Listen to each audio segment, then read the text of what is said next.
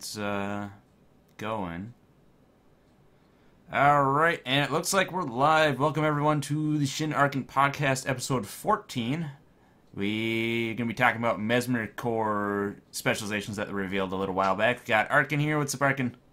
What's up, Shin? How you doing, man? Not bad, tired, but otherwise really good. I know about that, dude. Yeah, that's how it goes. And also, we originally weren't going to have a guest because we were having trouble finding people, but we managed to snag Malferian for this week's podcast. So what's up, Malf? Hello. Hello, How's hello. it going? It's going good. How about yourself? I'm great. Excellent. Exams though, but I'm great. Yeah, that's how it goes. Yeah, it's awesome that we were able to get you, like, it was almost last minute, because we were otherwise going to be kind of poking and prodding as non-Mesmer experts, so we grabbed you. I know stuff, Yeah. dude. What are you talking about? I mean, we I know know things. We know stuff and things, but we don't know stuff and things like Malferian does. Nope. Not even close. Not even close. All right. Well, I guess a little, just so people who don't know who Malferian is, I guess you can go ahead and introduce yourself, Malf. Just give people a heads up on where you come from and where you might be known. Alright, so I am Malferian. I am a Twitch streamer from Belgium. I started with Guild Wars 2, streamed it for like about a year now. And I am only a Mesmer player, so I'm happy to help today. Are Excellent. you exclusively Mesmer mostly, or is it just, or do you branch out a little bit? I'm just curious, because, some people tend to focus on one class, which is fine, but then some people tend to, be a jack of all trades type thing. Well, I have a level 80 warrior, but I'm an exclusive Mesmer. Fair enough.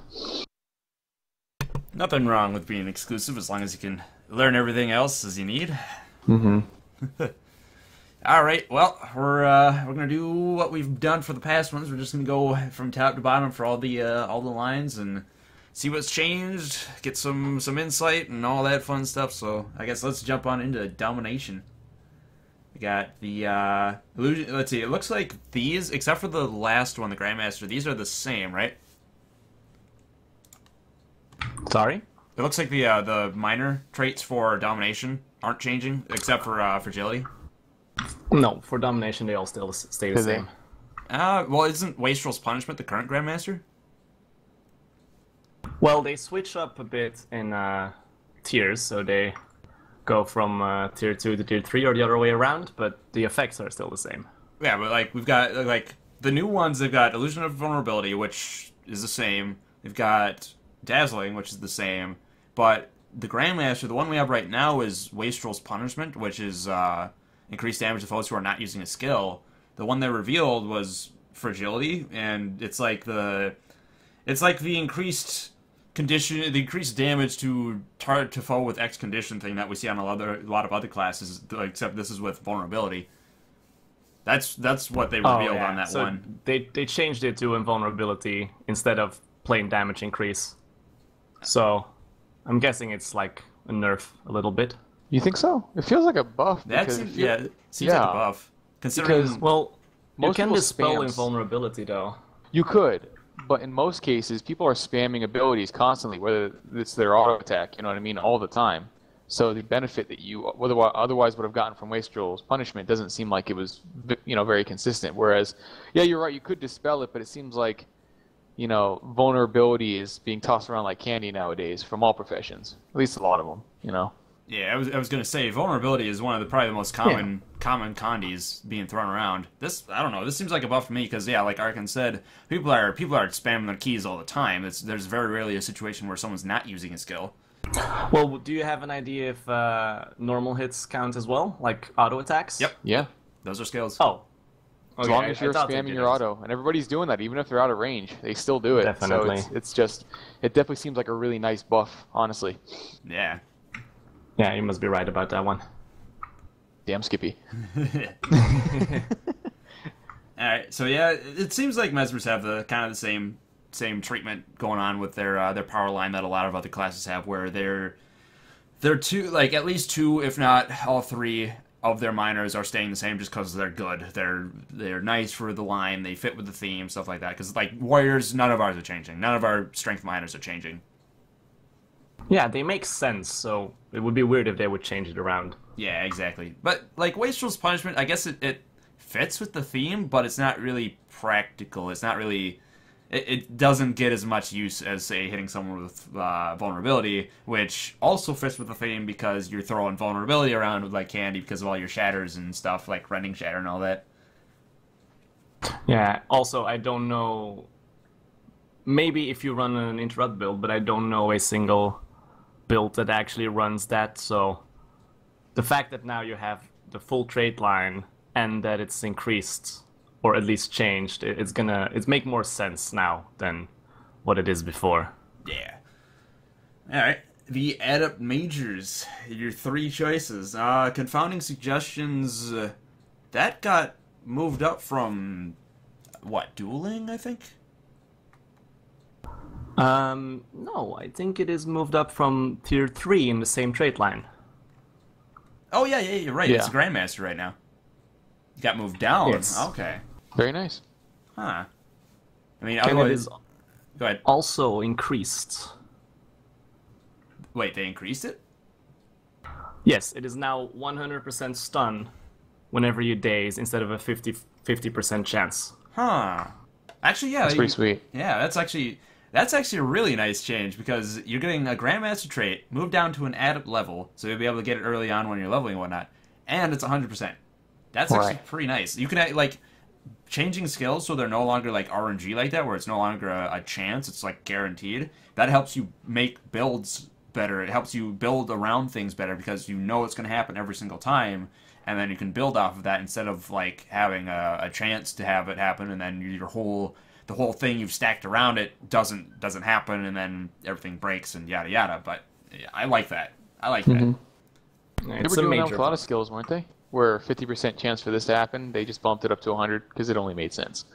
Yeah, I think they did. I think they did that with a lot of stuff. Yeah, they are trying to remove RNG or at least lower it down, which is a very good thing in my opinion. Yeah, I agree. Especially in PvP, where you want things to be reliable. You want them to be going off when you expect them to go off because you plan around like openings or weaknesses in your opponent's rotation or your opponent's movement or whatever, and you can, if you know it'll go off, you can take advantage of those weaknesses all the time. Whereas if it's a chance, not so much. Let's see. Empowered Illusions, that looks exactly the same. Yeah, that's exactly the same. Is it? Yeah. Yep, same spot and same everything, honestly. Yep.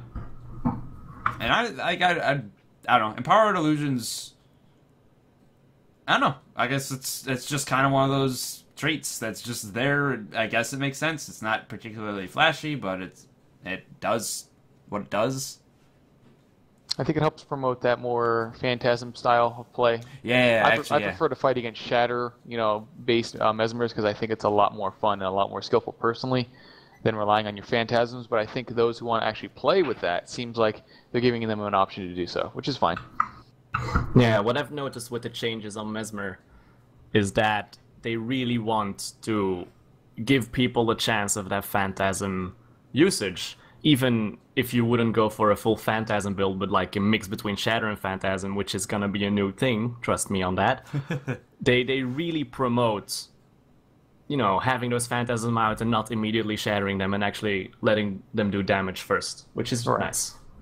Yeah, it's Isn't that their intent? I mean, you're supposed to at least get one hit off initially, and then maybe if you're playing right, you can maybe get a second one depending upon how your opponent's playing, and then Shatter. I mean, that's what I always thought is how it's supposed to go. So. Yes, exactly. But usually a lot of people just, Phantasms are the same as clones, just Shatter, fodder. But they're trying to give them more uses. Mm-hmm. Not only in Shatter builds, in all builds.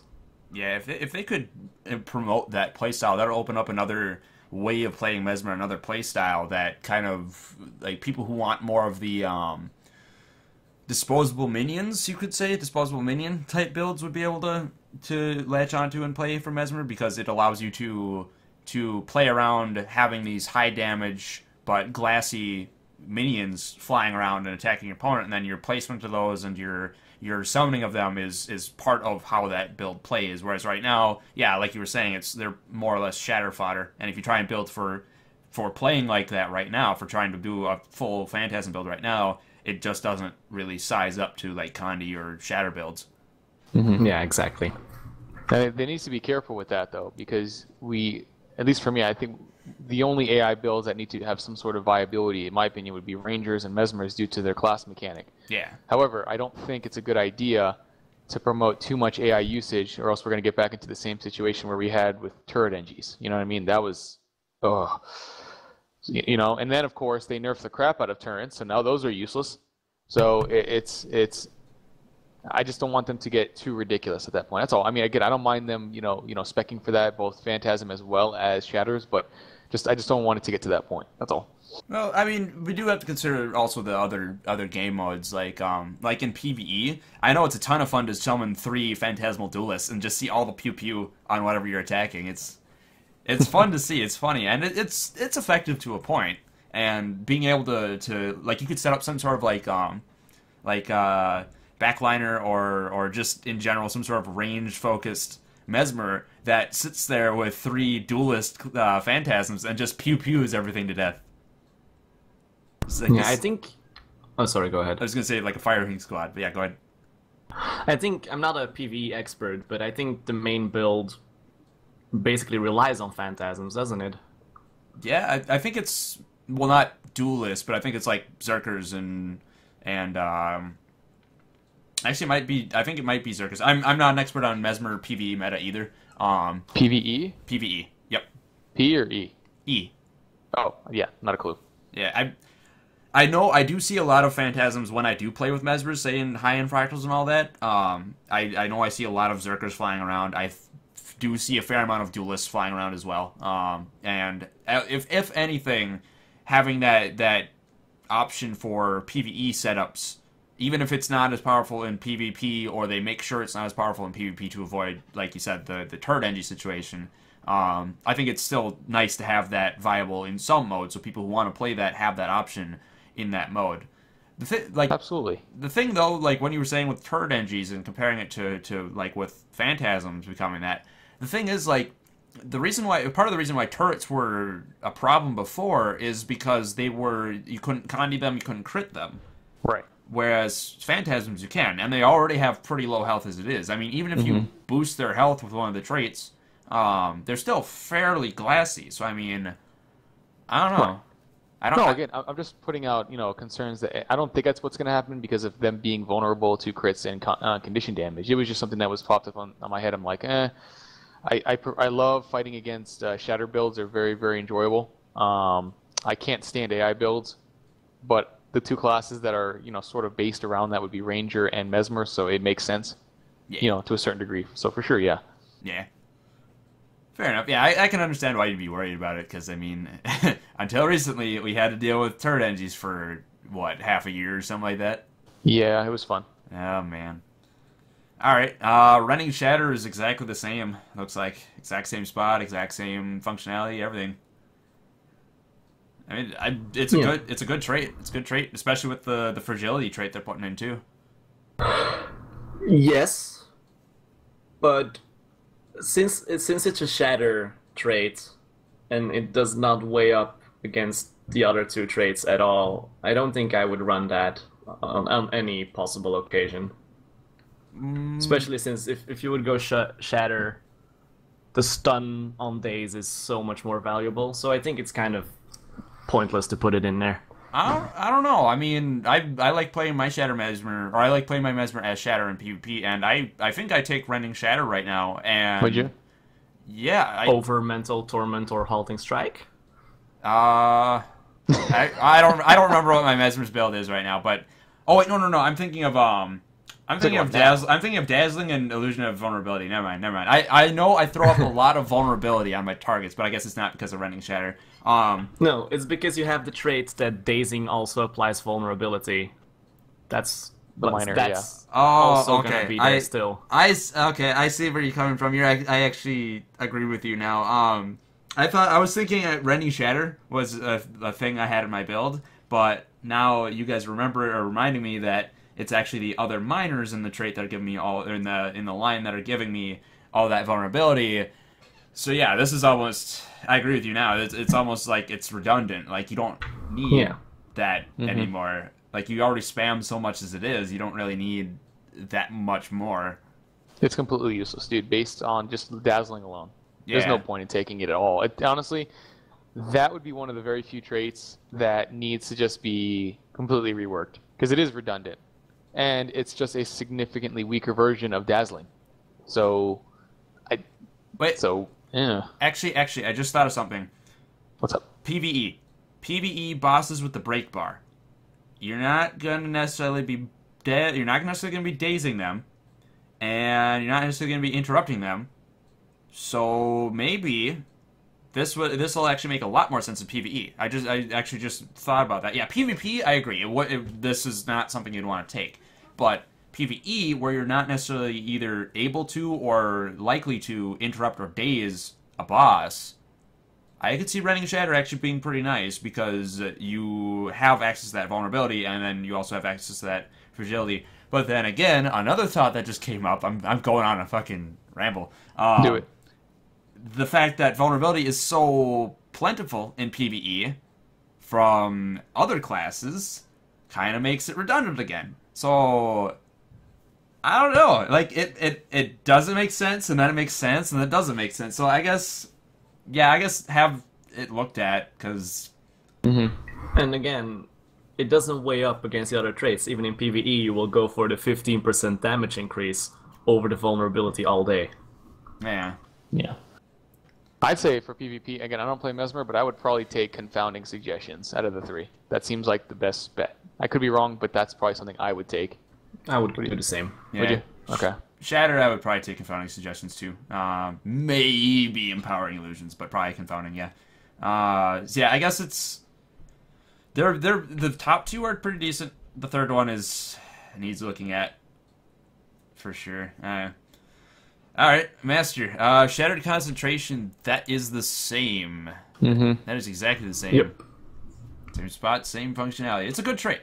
And it's fine where it is. I mean... We need more classes with something like that for boon removal, you know? Yeah, the very That's active something stuff. I just wanted to bring up, is there's very few classes who can reliably do that. I think it's just Necromancer, Thief, and Mesmer now. That's it. Yeah. Those are the classes that can actually remove boons outside of sigils. It makes me so sad when I fight people with a bunch of boons on my warrior. I have boon hate, but I can't do anything other than that. Like I can't. I get bonus damage against people with boons. That's all I do. Otherwise, I have to throw my face into the brick wall that is protection. Sadness. I am legit jelly of Mesmer's ability to rip boons like that. Oh well. It's how it goes. I have other fancy things. You have to deal with it too, don't you, Arken? What do you mean? I have protection. Well, okay, yeah, fine. You're one of the people with all the boons I have to deal with. Indeed. All right, Blurred Inscriptions. This is a merge trait. Yeah, merge trait. Yeah. This is are both of these pulled up from Dueling? I feel like I saw one of these in Dueling. This is a combination of Signet Mastery. I think that's from Domination, which gives reduced recharge on signets. Then it is also from the original Blurred Inscriptions, from Dueling, and from Cleansing Inscriptions from Chaos. So it's a mix of 3 traits. Oh, wow. Nice. Yeah, that is one big merge. I have a friend who actually utilizes a Signet build like that. Very annoying to fight. Because, pop a Signet, you're invulnerable for 1 second, and I don't think it's very strong by any means, but it's one of those very, very annoying builds to deal with, so. Yeah, I think Countless runs a build like that. That's the one. That's the Mesmer I was talking about. Everyone knows Countless. County, yeah. His build is so screwed, though. His clone Yeah, I build. fought him once. He destroyed me with that Distortion Signet build. That's exactly what it runs. Yeah, that's a nice merge because it takes the fact that you would normally have to go into 3 trait lines just if you want to build for signets, and puts them all in one nice, neat little package, and you don't have to worry about splitting everything anymore. You can go back, and Blur Inscription's done. And I mean, Mesmer's signets are pretty nice, aren't they?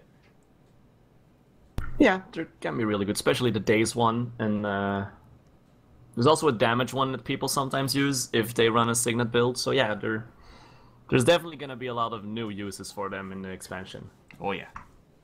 Isn't there one that stuns? It's like Signet of Domination or something like that? Yep. Ah. That's an instant one. Isn't that instant cast? No, I think it's like a second cast, or like 3/4 second cast. Really? It's... I know That it doesn't is... hit by it constantly. It's 1/4 of a second, so Oh. yeah. Okay. Okay. I guess I was just thinking of it being much longer. Alright, let's see. And then the last one, Furious Interruption. That's a Grandmaster? No? Yes? Yes. Yeah, it's Grandmaster Dueling.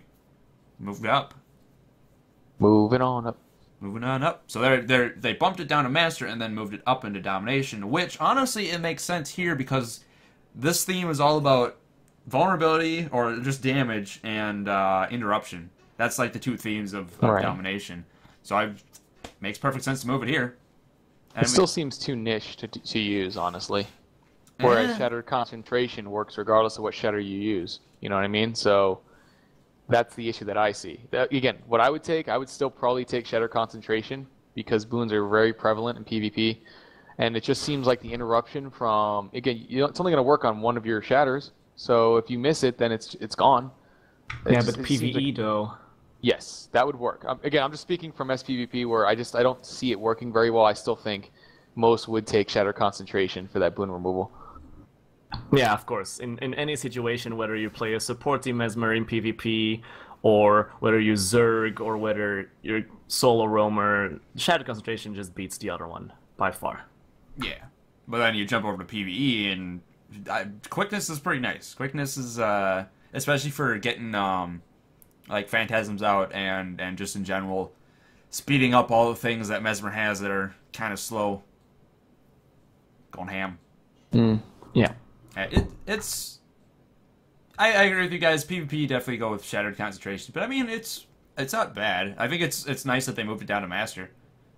It makes sense that it's a tier 2 skill. Yeah, because it's niche. It's traits. very niche. It's very difficult to pull off in a PvP situation. Yeah. So, I mean, making it a GM made no sense. Yeah, and also we gotta remember it does proc off of Illusionary Wave and the Great Sword and the pistol, whatever the bullet, That's true. You're right. the stun days, whatever the third effect Right. bullet is. It procs off that too. So I mean, Actually, this will be good for Chaotic Disruption. Or is it Chaotic Disruption or Interruption Mesmers? Yeah. It'd be good for them. Oh, yeah, without a doubt. Actually, yeah, you're right. Interrupt Mesmers, this would work perfect. Yeah, they would love that. Oh, Because you're going for this trait line anyways, and you have to take 3 traits. Then would be the best one, indeed. yeah, I take that back. Then definitely, because I read that wrong. I thought it said shatters only for a second. I thought when you interrupt with shatters, and I'm thinking, But then those interrupt Mesmers are... Ooh. they're nasty. They're nasty to deal with. Yeah. All right. Well, we found something for it. Interrupt Mesmers. I completely forgot that was a playstyle. Huh. There's gonna be a lot more for Interrupt Mesmers, trust me. Yeah, With it's not going to be with fun. Chronomancers coming out. Yeah. Yeah, and the next trait lines will also give a lot of extra stuff for them, so they will be happy. Hee hee. All right. Jumping up to Grandmaster. They moved Greatsword training up to Grandmaster apparently, but I can see why, because this is a merge with. No, this isn't a merge. They changed the This is functionality. a change. They changed the functionality, Yeah, they changed it to that cool Reduction on use, skill yeah, use it's a for reduction spatial on surge. Exactly. I like the mechanic change. I do too, but I don't think it's GM worthy, personally. I don't like. Well, they I'm also not- increased the power by 50. Yeah. It's 100 actually. Oh, you mean by 50? Okay, that actually is nice. Yeah. But I just again, I was never a huge fan of the traits GMs that only work with one weapon. That's just again way too niche. You know what I mean? Especially when we're about to discuss the bottom two, which will work with in a multitude of situations. 100 power is nice. That's about a 5% damage increase. And then of course the spatial surge is also nice, but I don't think it's GM worthy at all. Well, Oh, sorry. I was gonna say, yeah, the fact that it's one weapon it does seem kind of for Grandmaster, but you got to remember how ubiquitous greatswords are on Mesmer. So you see greatswords everywhere. Oh, they're everywhere. That's the meta for them. It's a great sword, whatever. Great sword, something, you know. Yeah. So that's why I don't really see it being a problem. I don't know. What do you think, Malf?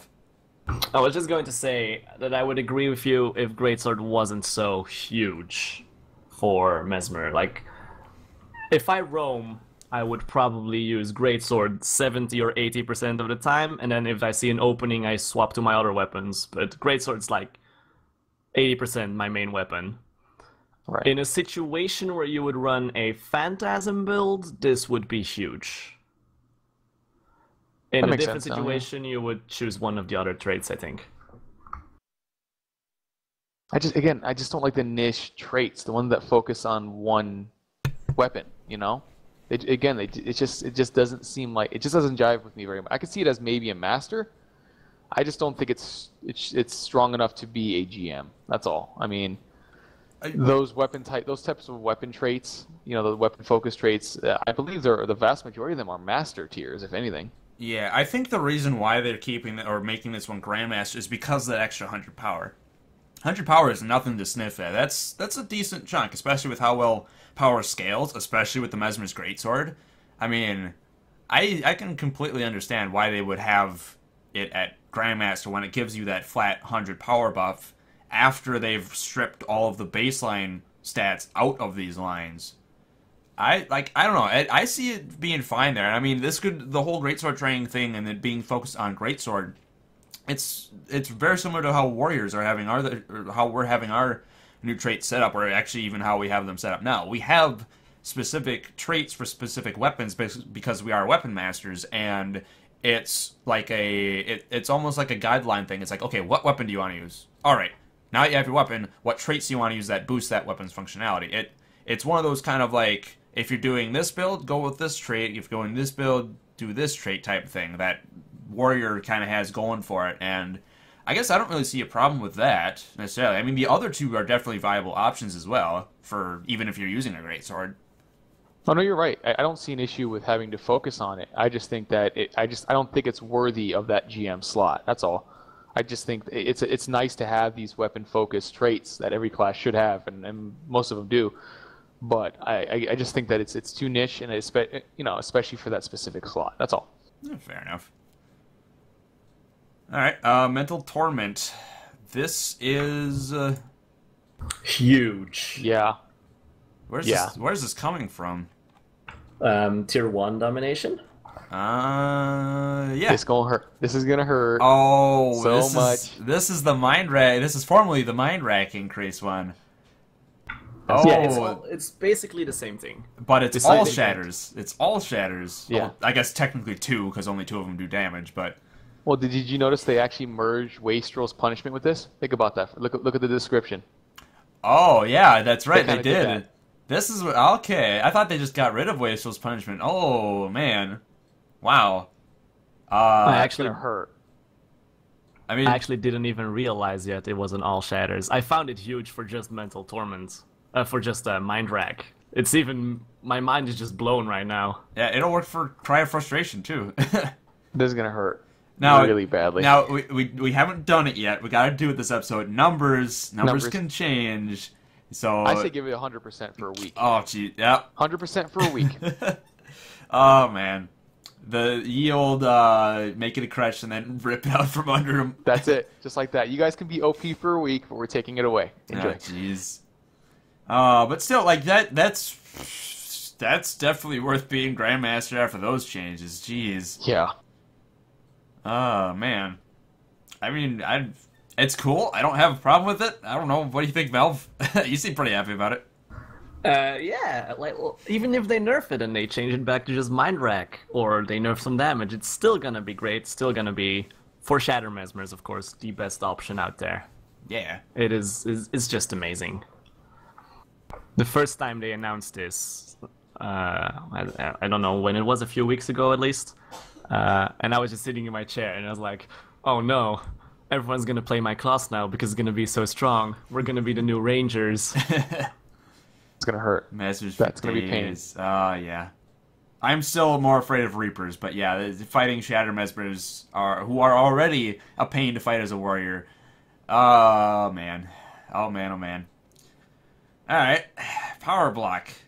This is currently It's a merge, sorta. Yeah, it seems this. I know this is currently a Grandmaster in Domination, so it's not moving, but it's having functionality changed. They added the weakness, essentially. Yeah. And a little bit. Actually, that's a nice bit of burst damage. They 877 mixed isn't halting bad. strike in Yeah. between with it. I was about to say they also put in halting strike in there too, because right now it just increases cooldowns of things you interrupt. This is adding weakness and halting strike. That is gonna hurt as well, especially. Chaotic Interruption, Mesmer is right there. Oh man. Right there. So now you have an option for both Shatter and Chaotic Interruption for this tree, which is nice. That's really nice. You can 2 builds right there in one tree. Or I'm sorry, 1 line rather. It almost seems like with these, this is like a really good example of what they were talking about, where your Grandmaster, they want Grandmasters to be build defining, because you've got like a Phantasm or just general use one at the top for Greatsword training. You've got Mental Torment for Shatter, and you've got Power Block for Interrupt, and kind of Shatter. Like these, that's nice. They're very different ways of boosting your gameplay or various different aspects of your gameplay. I like it. It's just nice. It's a nice spread. It's a nice choice. It's a hard choice. Right. It's a hard choice unless you know what your build aims for, in which case it's nice to have a specific trait for what you want to do. But again, at the same time, it is still a choice, because these can work for pretty much all of those builds. Interrupt, Shatter, Phantasm, or maybe not Mental Torment for Phantasm, but even still. This will definitely be a build for the mid, I think. I don't know. It seems like it could be. If just from Mental Torment alone, that damage increase is massive.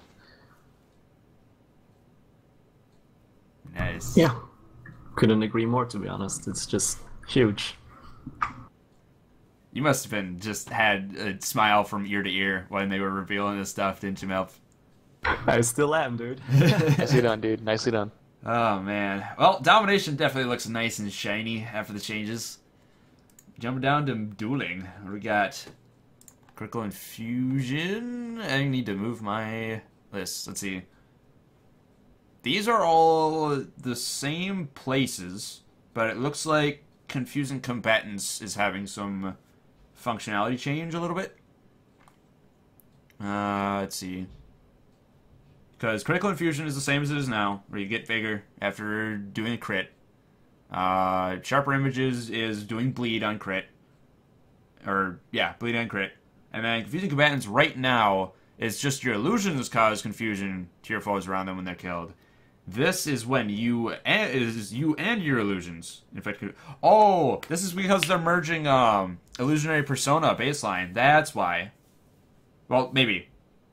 Might have something to do with that. They are. They are. That's baseline now. Yeah, they're making that baseline, but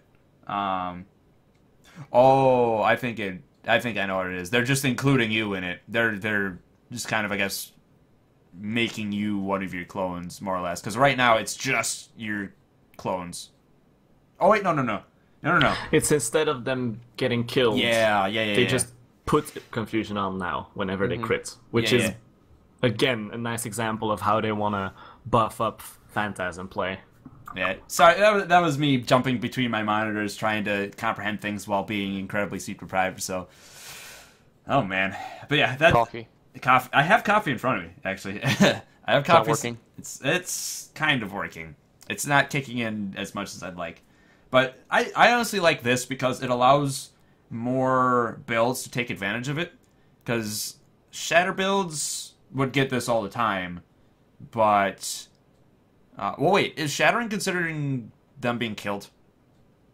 Yeah. No. That doesn't. No. There's a difference between shattered and killed, I think. Okay. There is. That's why when you, that's why when you kill a clone, say a Mesmer that uses Clone on Death build, when you kill them, the obvious effects will come upon you in terms of condition output, but when they shatter, it's not the same. So you don't get any on you. So there's no Yeah. Exactly. So yeah, it's definitely very different. Okay. This Currently, yeah, I think it's just a bit more general purpose. It doesn't. I guess it promotes you keeping your clones alive more, but I mean, it's. I don't know. Well, no, I think this makes it so it'll work when you shatter as opposed to when they're killed. It's more active gameplay, or it benefits more active gameplay because shatters can crit. So They can. There's your confusion, yeah. Yeah, and then Right guy makes a very good point in the chat. They make a separation between dying, being destroyed, which is I think both shattered and dying, and then just shattered. yeah, I guess this change it just makes it more active, more of an active playstyle thing because when they're killed, you don't really have control over it. It's kind of just using them as fodder. But with this, I think it makes it a bit more general purpose. It makes it better for active shattering, and clones can crit with their auto attacks, if I remember right. Yes. So yeah, it helps to have them alive as well, and then also phantasms. Yeah, every illusion can crit. Yeah, so I like that change. It makes it a bit more general purpose. I think this is mainly to benefit. You can disagree with me here, but I think this is mainly to benefit phantasm builds. What do you think? Yeah, this whole trait line, besides some stuff that are actually needed for other builds, but the main thing of this whole trait line is huge for phantasms. We'll get into that later, I guess, with Duelist Discipline that's upcoming. Yeah. Yeah, I like it. I like the fact that they are going through and they're making traits more applicable to more builds for the classes it makes sense for. Because it kind of sucks to have things that you're forced to take that don't really benefit your build. Yeah, exactly. I don't know, Arken, what do you think on it? I know it's just a minor trait, but... I would say that it does promote it, but seeing as how fast the clones do die, I don't see this really going to be benefiting way too much. I would definitely say that it's going to require shattering on the Mesmer's part more so than the clones critting themselves to get any real use out of this. It's not only clones, it's illusions, so that Right. includes phantasms. Right. But even still, they all just seem to die very quickly. I mean, aside from that initial hit you'll get from Zerk or Duelist and whatnot, but it seems like they'll still die very quickly from just the AoE cleave, so I think that it'll be nice for the initial hit with phantasms, but it's still going to require active play on the Mesmer for shatters to really benefit from this as well. Yeah, but don't you agree that's a good thing? Oh, absolutely, without a doubt. More active play for the win. Alright, the Adept Majors. Phantasmal Fury is exactly the same as it has been. Desperate Decoy, same spot, but they upped the threshold, it looks like. 25 now? Yeah, it's 25 now, and I think they're upping it to 50. That's good, because when you're at 25%, you're kind of dead anyway, so yeah, I can see that being useful. Yeah. Because, I mean, it's like 6k-ish? 6k, depending on how much health you have. I mean, yeah, it's a lot like what we were talking about with the Ellie on the last episode, where it's like, yeah, all those 25% threshold ones kind of just going to get destroyed next hit if you're not lucky, and it won't even go off. So, I mean, I think it's fine. It's gonna be 50%, right? Yeah, that's what they're upping it to. Yeah, seems fair. Wait a minute. What's up? Wait. They changed the functionality a bit, actually. If it's not on cooldown, it's cloak and leave of cloning yourself behind if you take damage while below the threshold. That's actually quite a bit different, because right now what it does is once you hit 25% health, you cloak and you leave the clone. It's when you hit that. It's when you hit the threshold. But this change, it's if you take damage while you're below the threshold and it's off of its ICD. That I think is actually a lot nicer.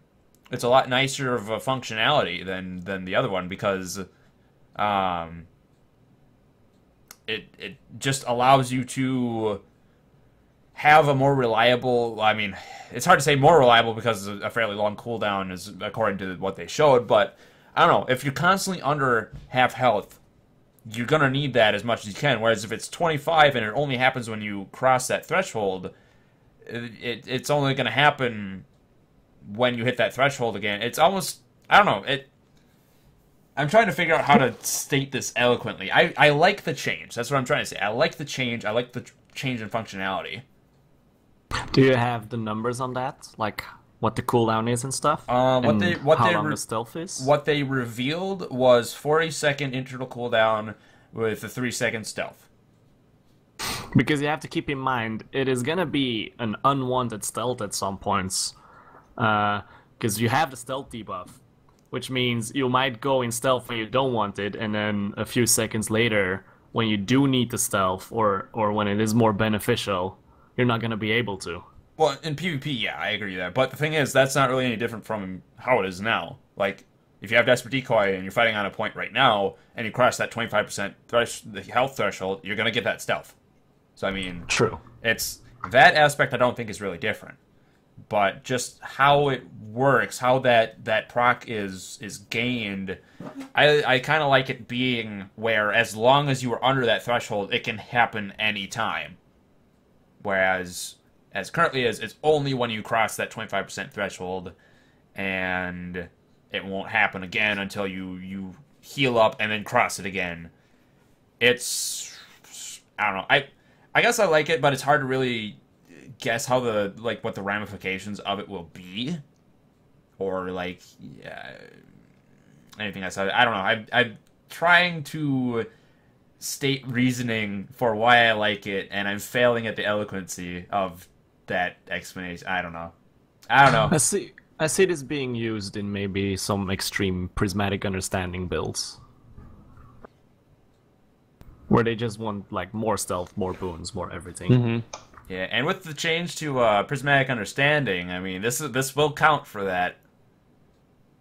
I mean we'll go over what's happening with prismatic understanding later, but I mean this'll count. 6 seconds of stealth. Yeah, I say it's a pretty solid change. I mean, there's nothing crazy about it. So, I mean... It's a functionality, really. Mainly. Yeah. Alright, Duelist Discipline. This is the one that Malf mentioned when we were going over the minors. This looks like a merge of pistol traits. Yes, so it's moved down from the master traits. And it is also... Instead of just having plain pistol skills reduced cooldown, it is if you interrupt people, you will have reduced cooldown by 50%, which is a huge number. That actually is, yeah. And it doesn't look like with what they revealed, it has an internal cooldown. It doesn't. The thing Not is, like, to mention, you can interrupt with anything. It's not saying that you have to interrupt with pistol. You could be on using greatsword and interrupt with the wave, and this will be recharged. That's actually a good point. That's actually a very good point. You could get a really fast recharge on your pistols. This would instantaneous almost, dude. This would be really good for interrupt mesmers. Really good for interrupt mesmers. Yeah. That's actually really nice. It gets crazier though, because if you combine this together with the sharper images, which is a minor trait, and together with confusing combatants, which is the other minor trait we talked about earlier, opens up a lot of possibilities for condition players. A lot of people right now who play condition use the pistol for pistol phantasm for whenever it crits and it inflicts bleeds. But now if I'm correct, it'll put twice the amount of bleeds by both the trait and the minor trait if it crits. Probably, yeah. Yes, it will. Yes. But, again, one has a chance and the other one's guaranteed from the crits.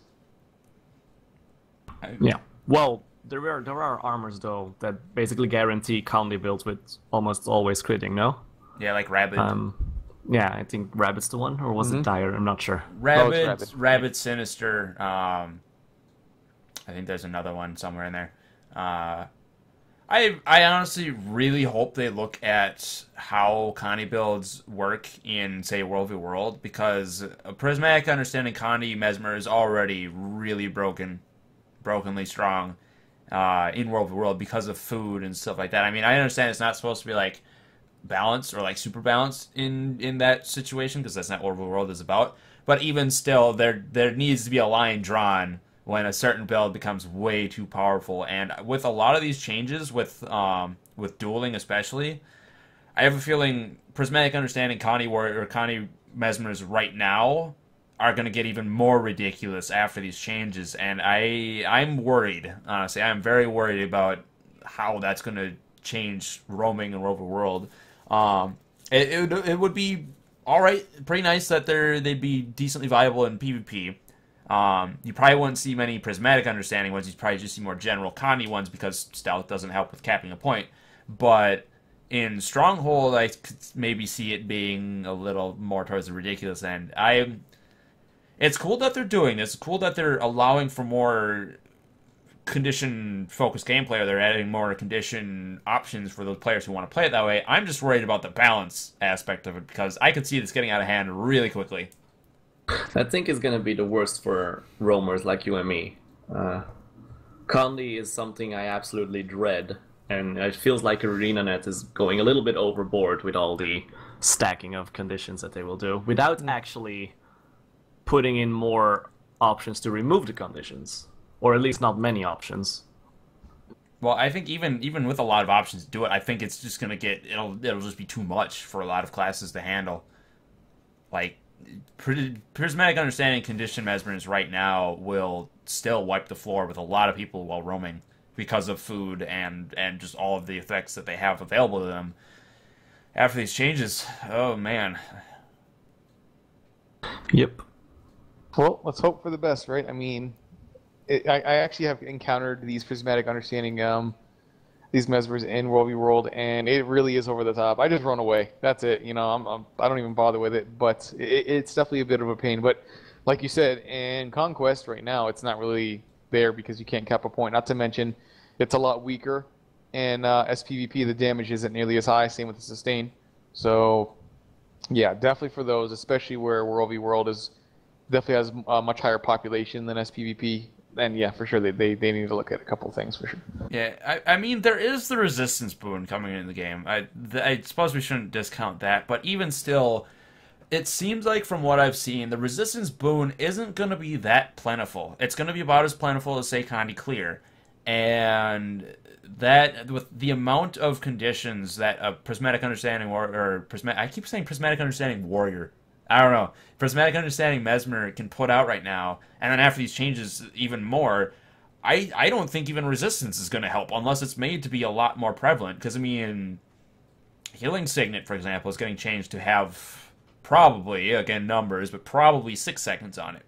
Or Zerker Stance is going to give a refreshing amount of it for the duration of that stance, which is roughly 8-10 seconds. But even still, I mean, those conditions are still being applied while resistance is up. They're not going to affect you, but, I mean, with how much... This is speaking from mainly a warrior's perspective. It probably is easier for a lot of other classes because Mesmer kind of counter-resists at a baseline. But, at least as a warrior, it's really hard to even catch up to a PU Connie Mesmer and deal with their stuff before they just load you up and destroy you with all their conditions. Even with Zerker Stance, it only lasts so long. So, I mean... at least from a warrior perspective, I am very afraid of these changes for fighting more PU Connie Mesmers. Even with Be very afraid. Yeah, be very Be afraid. very, very afraid. I honestly don't know. I honestly don't know which I'm more afraid of, this or Reapers. They're both really scary. Yeah, what I think, speaking of the resistance boon, what I think it will do more is just, for example, I run a Power Shatter build right now, but I still apply some bleeds and I still apply some confusion, which is a nice in-between burst damage. And I think the resistance boon is more gonna work against those things for power build users, while it will have not much effect on the all-out Condi applying classes. So it'll be a little bit annoying, but it won't change their major damage on people. Yeah. I don't know. I'm just scared. I'm scared about my ability to roam after these changes. Oh, well. We'll see what happens. Numbers can change. Numbers. All right, Master. Let's see. This first one, Blind Dissipation, blind foes when you use a Shatter skill. That's new. You are correct. That is brand new, and that's actually pretty interesting. And now I'm even more afraid of Mesmers after these changes, because blind is another thing I don't like dealing with. And giving class I already have trouble against blind. Oh man.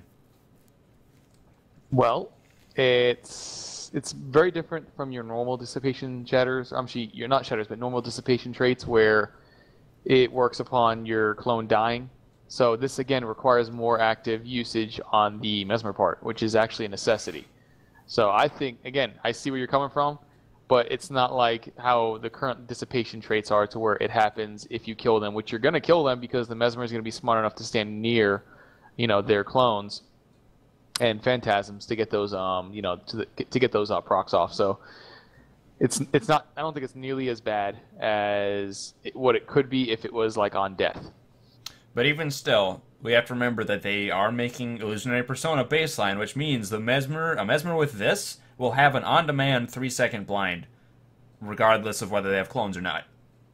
Because they can shatter themselves and get all the shatter stuff. Guaranteed. So, I mean, I don't know. I'm worried. You know what Illusionary Persona does, right, Arken? I do. Yep. Yeah, it's baseline. Yep, baseline. Good for them, honestly. I think that's a great thing, personally. Illusionary Persona being made baseline, I have no problems with. That's cool. But, I mean, that plus this trait makes me afraid as a warrior. Be very, very afraid. Be very... It's going to be fun. We're all screwed. It's okay. I'm ready. Is there a cooldown noted on it? Not on this one. Doesn't say anything here. That's what I thought. I had one thought when I was reading this, or when I saw it, and I was like, OP, OP, OP. This is gonna be amazing. It might help you with thieves. It will be. I'm gonna overreact a little bit and say that this could maybe turn the tables around and make thieves more afraid of us than they are right now. Oh yeah, because right now they kind of eat you for breakfast. Definitely. Yeah, and you need counters towards that class because that's pretty much what's been keeping Mesmers out of the meta in a lot of instances. Is that thief is going to be on you constantly, the whole match. You're not going to have any time to breathe, and so this is going to help assist you. Granted, it's not guaranteed. I mean, if I see shatters coming, I'm not just going to be like, well, I'm going to eat this. I'm going to dodge it, therefore going whatever blinds you were going to do to me. So it's still. It's a nice change to give to Mesmers to avoid stuff like that as well as bigger hits, but against competent opponents who will avoid it or block it or invuln it or what I mean. It's still I don't think it's going to be too OP. Yeah. We'll see. You have to keep in mind though, we also get alacrity. We also get resets with the new shatter skill we'll discuss later. So right. There will be a lot more shatters coming towards you. So not putting a cooldown on the blind is maybe a little bit of overkill. Well, probably Fair enough. Probably caveat, that's only Chronomancers, and while it's a very good chance we'll see pretty much all Chronomancers, or a large majority of them, you can't necessarily say it as though every Mesmer is going to have it, because every Mesmer is going to be Chronomancer. It's likely, but not a guarantee. We'll have to see I already made a non-Chronomaster Shatter build for those who are interested as well, so... Yeah, exactly. There's options. I did, before we jump to the next one, I did actually realize something that makes me a little less afraid. This is only blinding around you. This isn't blinding around your shatters. So, if, the IP thing, it's basically what it was before, but, if you're across a point from a person and you use this, it's probably not going to affect them. Because it just says blind foes around you whenever you use a shatter skill. Oh, does it? Yeah, it doesn't. Oh wow, that's complete. Well, the thing is, in most cases, when you do shatter, it's still going to be with you in it. Yeah. Usually, I mean, it's whatever. Honestly, yeah, good shatter masters position themselves right next to their targets anyway because of IP. But I can't see this happening all the time like I was initially thinking with it going up on shatters, but. Even still, in PvP and those close quarters combat with on points and whatnot, I can still see this being a thing often. But even still, it's only on the shatter. It's not like each clone shattering applies blindness. It's just That's what I thought. yeah. That's exactly what I thought. So you were going to get like 3 blinds, you know? Yeah, I mean, yeah, yeah. one, then one, or 4. I'm sorry. Yeah, So that's actually not that bad. That's actually really not going to be OP. It's 1 blind. That's it. It's a fair. I would still call it a buff, but it's a fair buff. It's not too strong. No. Yeah, I'm actually not as scared of it anymore. You're still scared. You're very afraid. All right. Next one, Evasive Mirror. This one is brand new, and this is cool. This is actually using that new tech that they were talking about, where they can tell when you successfully evade something. These are the same thing. Remember, they have it to where we discussed that whenever they evade, if they evade, not just randomly dodging, they get vigor. Yeah, exactly. So, it's using that tech, and I like this because it helps Mesmers deal with the like say a Pew Pew Ranger or a thief with short bow. I think it's just a cool trait. I mean, I see it being useful, but I think it's just cool mainly.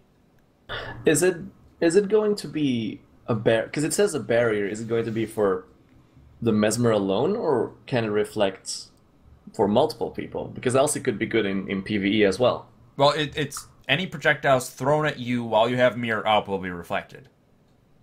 So I'm pretty sure it's just you. Yeah, it's just you. It's not going to apply to everyone around you.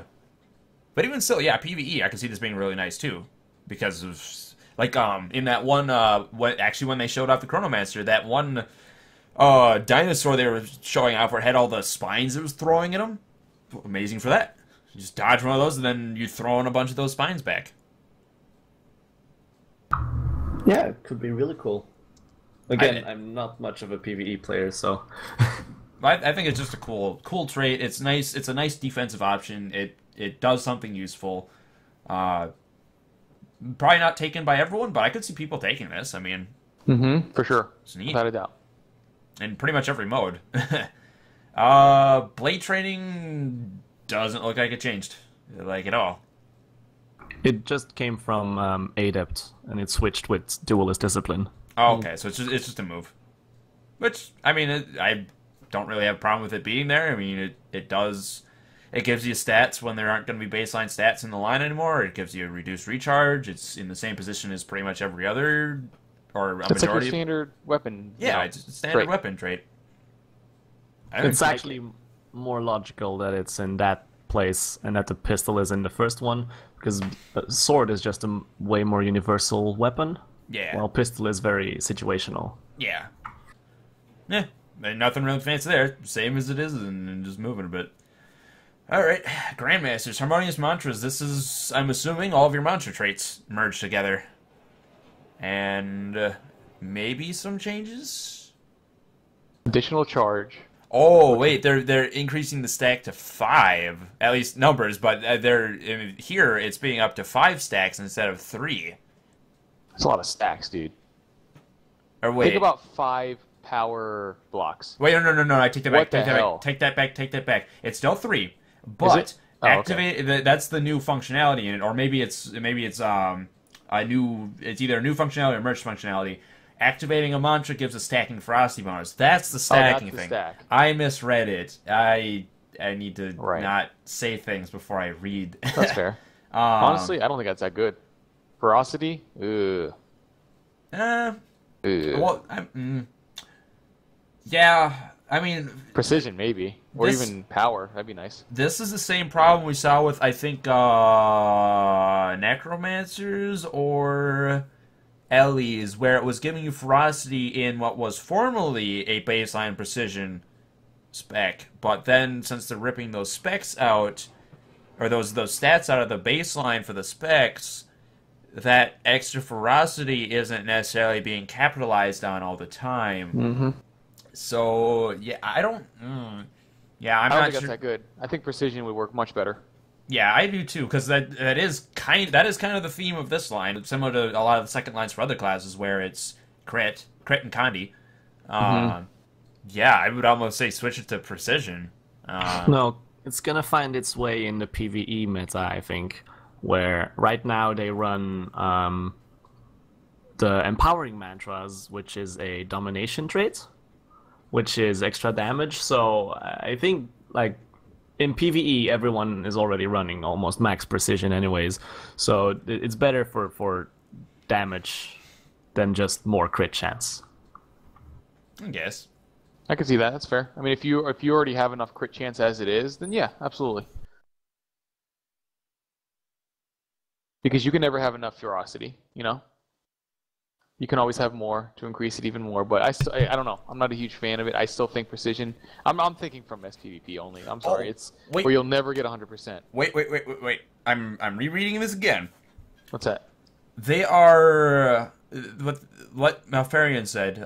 With the bonus damage on mantras, it's not ferocity. Ferocity is actually the wrong term they used. It's flat damage. It's flat. It's a stacking flat damage boost. They just put ferocity in that tooltip when they revealed it. It's actually 5 stacks of 4% damage each. So, for 8 seconds. Yeah. Each. Yeah. Oh. Yeah. So you get, if you have, every time you activate a mantra, you get 4% more damage for 8 seconds, and that stacks 5 times, so you can have up to 20% extra damage after using your mantras. And, I mean, mantras are instant cast, so, I mean, you could feasibly just unload an entire set of mantras on someone. I actually like this. This is similar to what they're doing with Berserker's Power for Warrior, where instead of it being a passive thing where you want to hold on to a resource, it's an active thing where you want to use that resource and you get that bonus. Or it's similar to a lot of Signet stuff that they're doing, where they're making them more active. They are. I don't know if you'll still see a lot of mantra, like heavy mantra users. Oh, I see them now. I only see really power block. That's all I really see, and then they run either blink and then the other one that's stun break. I never really see more than one. Even chaotic interruption, which really utilizes mantras, mostly just that. Only really runs one mantra.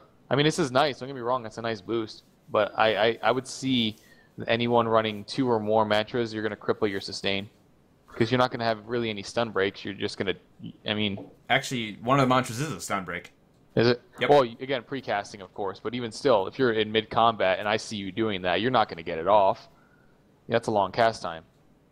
Well, there is a mantra build out there. It's just Mesmer right now. There are all these builds, but you just don't see them because one build sticks out that is just way stronger than all the others. Right.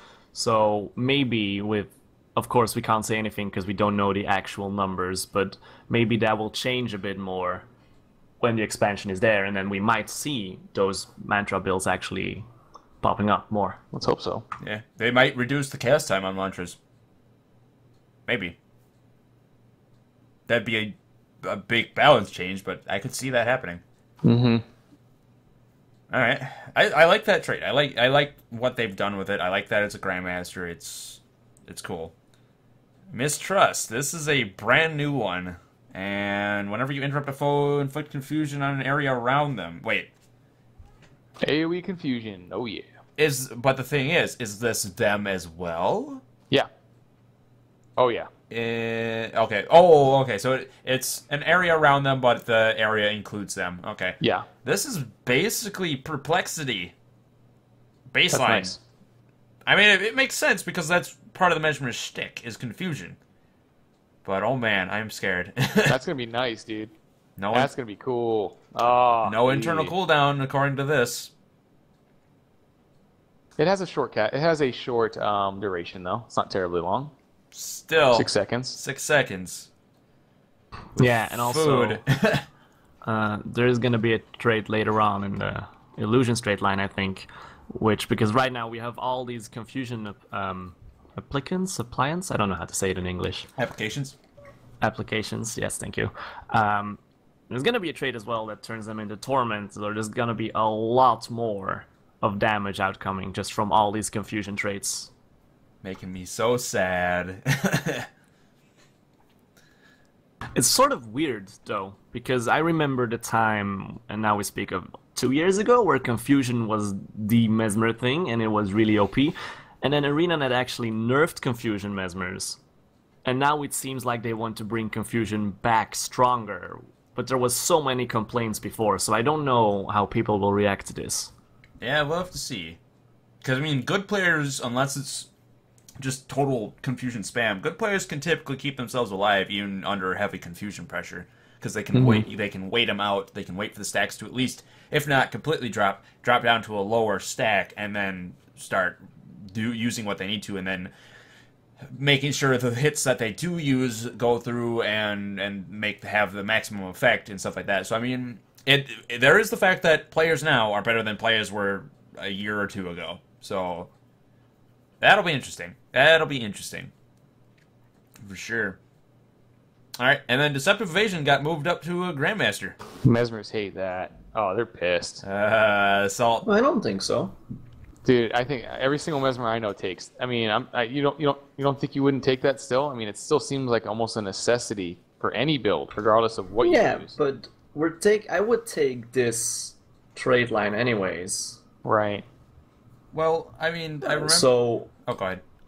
Oh yeah. So the fact that they moved it up from tier 2 to tier 3 doesn't really make a difference because I would take it if it was in tier 2, and since you get the full trade line, it doesn't matter where it stands because the other two are not that interested for builds that you actually need the Deceptive Evasion. Well, also, I was going to say, I remember them talking about this when they initially revealed it as well. This is moving it up to Grandmaster and having compete with things like Harmonious Mantras and Mistrust. This is making it so if you're running a Phantasm build or like an Interrupt build where you're not necessarily relying on pure just production of clones, you may not necessarily even need Deceptive Evasion because like for an Interrupt build for whatever the Interrupt Shatter is called, you really only need a few, or you can generate enough within a decent amount of time to still have enough for that Shatter when you need it. And you're relying on your weapon skills as well, or maybe some of your utilities for the other interrupts. You don't necessarily need pure clone generation. If you're running a Phantasm build, you want them alive for a while. You don't necessarily want clones from your dodges overwriting them or not proccing, because I still don't understand how the priority on that works. But either way, the clones either don't happen or they get in the way of your Phantasms.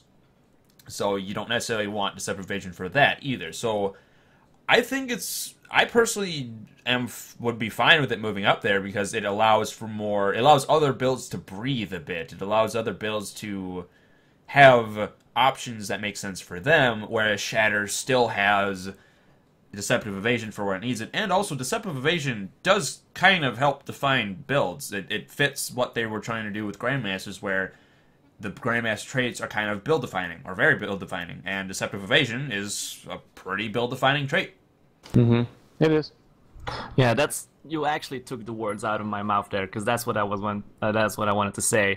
Some Shatter Mesmers disagree with me on this part. Well, not every Shatter Mesmer runs it, but in my opinion, Deceptive Evasion is a very defining trait for Shatter. So, like you said, it fits perfectly in that Grandmaster traits defining certain builds you want to go for. Yeah. I don't know, I'll probably still take it, because I like Shatter a lot. Mm-hmm. Alright, well that's Dueling. Dueling seems to be getting some nice stuff. I'm so afraid of PU, Gandhi. Oh man. You'll be fine. Speaking of PU, Chaos. Ew. So, judging by your reaction here, Malf, I'm guessing you're not so happy with the Chaos changes. I'm just not happy with Chaos in general. Well, for Interrupt builds it's nice, but most people use it for Prismatic Understanding, which leads into very cheesy fights and makes it very boring for me. Oh, welcome to my world. Let's see. Metaphysical Rejuve and Illusionary Membrane are exactly the same. It's gain regen when your health drops below the health threshold, and gain protection when you gain regen, so they just play off of each other. However, Chaotic Persistence is brand new. Each boon on you increases the duration of outgoing boons and conditions. Instead, Might be nice for support Mesmers. yeah, Maybe. the current one is Chaotic Transference, which is you gain extra con damage based on your toughness. Mm-hmm. And they did another one of these where they swapped a minor and a major. Yes, they did. Yeah, because Chaotic Transference is now a master major. which I think is fine considering that's what they're doing with all of their quote conversion traits. Chaotic Persistence still makes me afraid of what PU Mesmers are going to be like, because that's even more... Well, I take that back, because they're not going to be getting the extra condition duration, increased baseline from, I think, Domination does that right now. Correct me if I'm wrong. Can you repeat that one more time? That was a bit confusing for me. Okay, right now, does Domination give you extra condition duration baseline by going down it? I don't think so. Okay, I know there's a line that does that, because right now, every class, part of going down a trait line, you get power, you get a stat and extra condition duration. Like for Warrior, our strength line, we get more power for going deeper into the line, and we get more condition duration going into the line. Oh, we actually do. Sorry, my bad. Domination does increase condition duration with a percentage. Okay, yeah. So Chaotic Persistence makes me a little afraid, but at the same time, if you remember that they're removing those baseline boosts, that's not as bad. That doesn't seem as bad to me anymore. Because, A, it's boon dependent. I mean, granted, this is all about boons, but it's boon dependent, and you're not dealing with that baseline boost anymore, so... I don't know. I think it's a cool minor trait. Mm-hmm. Especially considering how much chaos interacts with boons.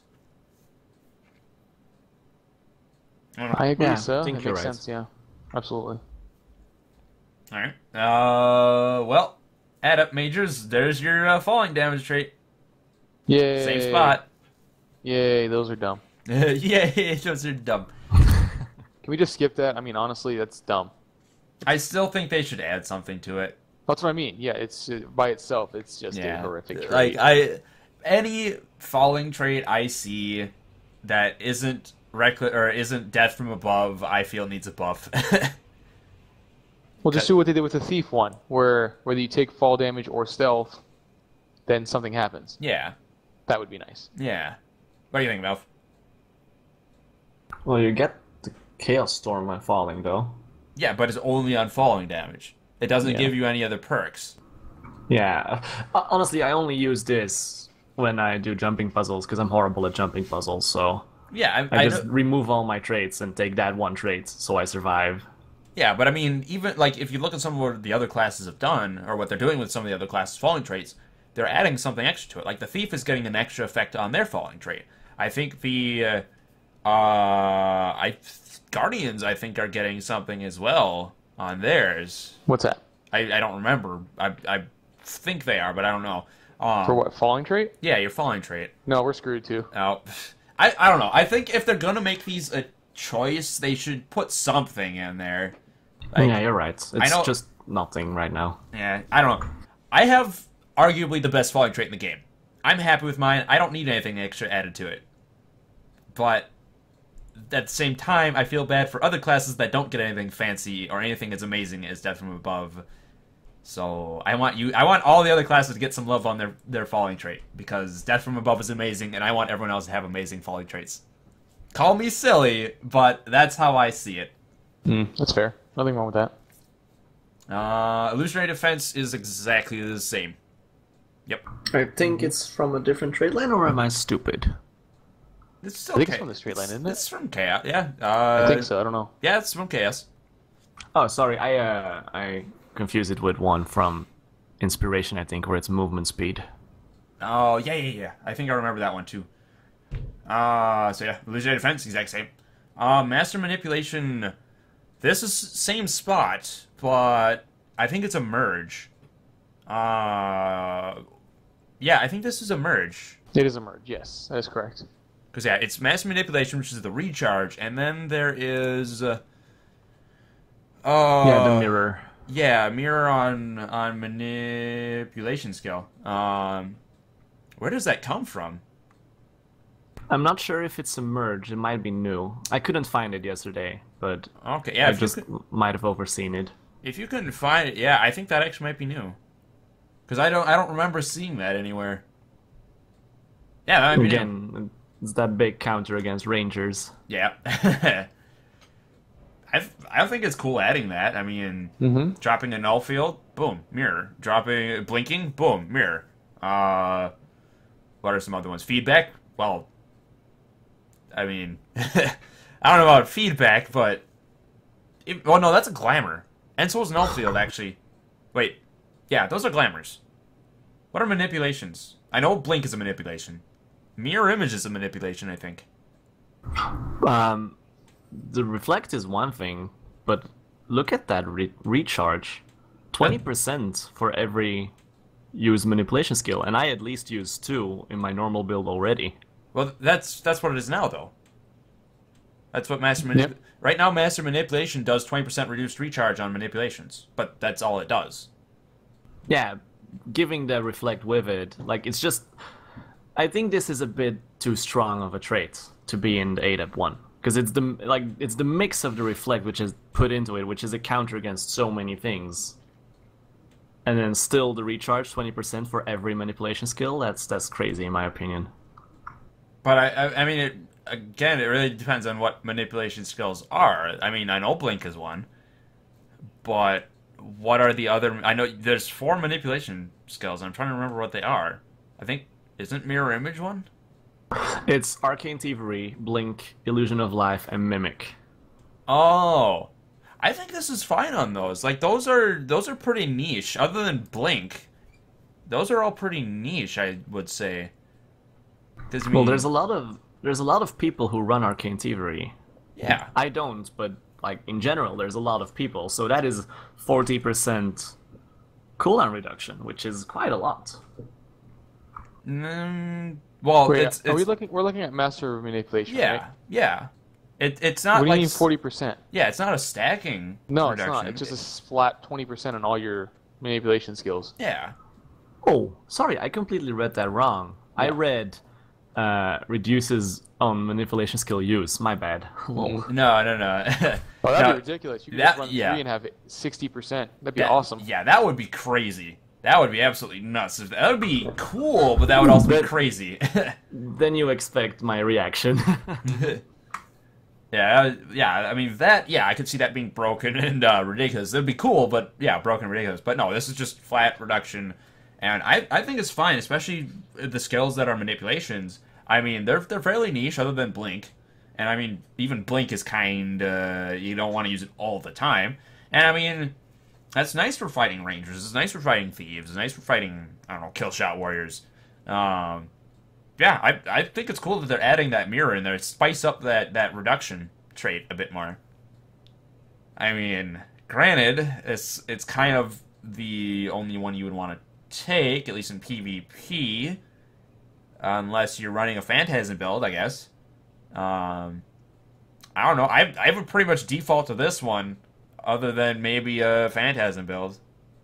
But I mean... I see some troll builds with possibilities with this one, like a 100% reflect build or something. Yeah, but I mean, even still, like, it seems better, or if not better, just more interesting than Illusionary Defense. And I mean, you're not going to take Descent into Madness or anything other than Open World or maybe World of World. So I mean... the best option of the 3. Yeah, I mean... I'd say I could see it in PvE, running Illusionary Defense for things like Phantasm builds or open world, like Phantasm builds or like open world gameplay or stuff like that. But yeah, for like PvP, I probably would just default to Master Manipulation because it's nice. Yeah, couldn't agree more. Mm-hmm. Right, well, Master, Mirror of Anguish is exactly the same. Mm-hmm. Yep. And it is incredibly irritating when it happens to me, but I mean, it's a good trait. It's fine where it is. I don't really have a problem with it. It's so irritating when I get knocked down by my own backbreaker. Okay. Chaotic Transference, this is what I was talking about before. This was the Grandmaster minor trait, and now they're making it a choice. It's a, quote, conversion trait. I think it's boring, but it has a place. It's no different from what they're doing with all the other classes. Arken, I think you and I touched on this on a previous episode where we think we need to go, or they need to go. Like they're just they're boring. They're boring and they don't do much. Stale. They don't do much. They don't require any thought on the player's part whatsoever. So yeah, definitely these need to go. These flat damage or these flat bonuses or whatever the case is, without anything added onto them, need to go. Yeah. What do you think, Wilf? You're right, they don't make sense. They put so much effort into making all of these effects that you have to be more attentive to what happens, you have to be more active, and then they would randomly put in a passive effect that no one really cares about in between there, and no one will take it either. So it has to go. Now, there is a possibility. I just thought of this. There is a possibility that since these were all and probably are still in development, they could just have these as placeholders. They could have every single one of these, every single one of these conversion traits as placeholders for something else they're trying to figure out. And there's like, we know it's gonna go in this slot, but we don't have the idea solidified yet, so let's throw that in there for now. Right. I hope that is the case. I really don't like these traits because they're boring and they don't really do anything that changes playstyle at all, but what happens, happens. Right. I just I don't hope you're like right, them. dude. Honestly, that'd be nice. Yeah. Let's all just send angry mails to ArenaNet, and then they'll change it. Yep. Colin, we're going to keep calling them conversion traits until you remove them. Get straight. Alright. Chaotic Dampening. This is the same spot, same name. This is a cool one, too. This is amazing. Well, they actually maybe not changed- amazing. Yeah, they actually Nice. changed it to something actually really cool. Because, yeah, right now it's... currently, it's increased toughness while wielding a staff or trident and reduces recharge just flat 20%. This, yeah, I agree with you guys. This is cool. This is a cool change. Mm-hmm. Chaos Armor grants you protection, so there's your toughness switch, and this is actually probably more powerful than toughness, but it also it's more powerful, and it plays better with the general theme of the line, which is boons. I like that. And the way they changed the recharge is while you have Chaos Armor, which is where you're getting protection, you have faster recharge. I like that. That's a cool mechanic. Both of those are cool mechanics. Yep, these are great. This is another weapon-focused trait. That's awesome. Good stuff. Absolutely no issue there whatsoever. Yeah. It's like the Greatsword one up in Domination, only slightly different. You're going to say something, Elf? yeah, this also means Mesmers will pay more attention to their blasting fields. Yeah. Which we have. People sometimes don't realize it, but Mesmers actually have blasting fields and blasting effects. Are you sure? Yeah. No, yeah, they're great. Are you kidding me? Or like Great for AoE Chaos Armor. Without a doubt. Or like phase retreating out of your Chaos Storm. Boom. You're using staff. Or Torch on Null Field, Yeah, for example. exactly. I like it. I think it's cool. Alright, Grandmasters. Here's Chaotic I think these are all current Grandmasters, just... Yep.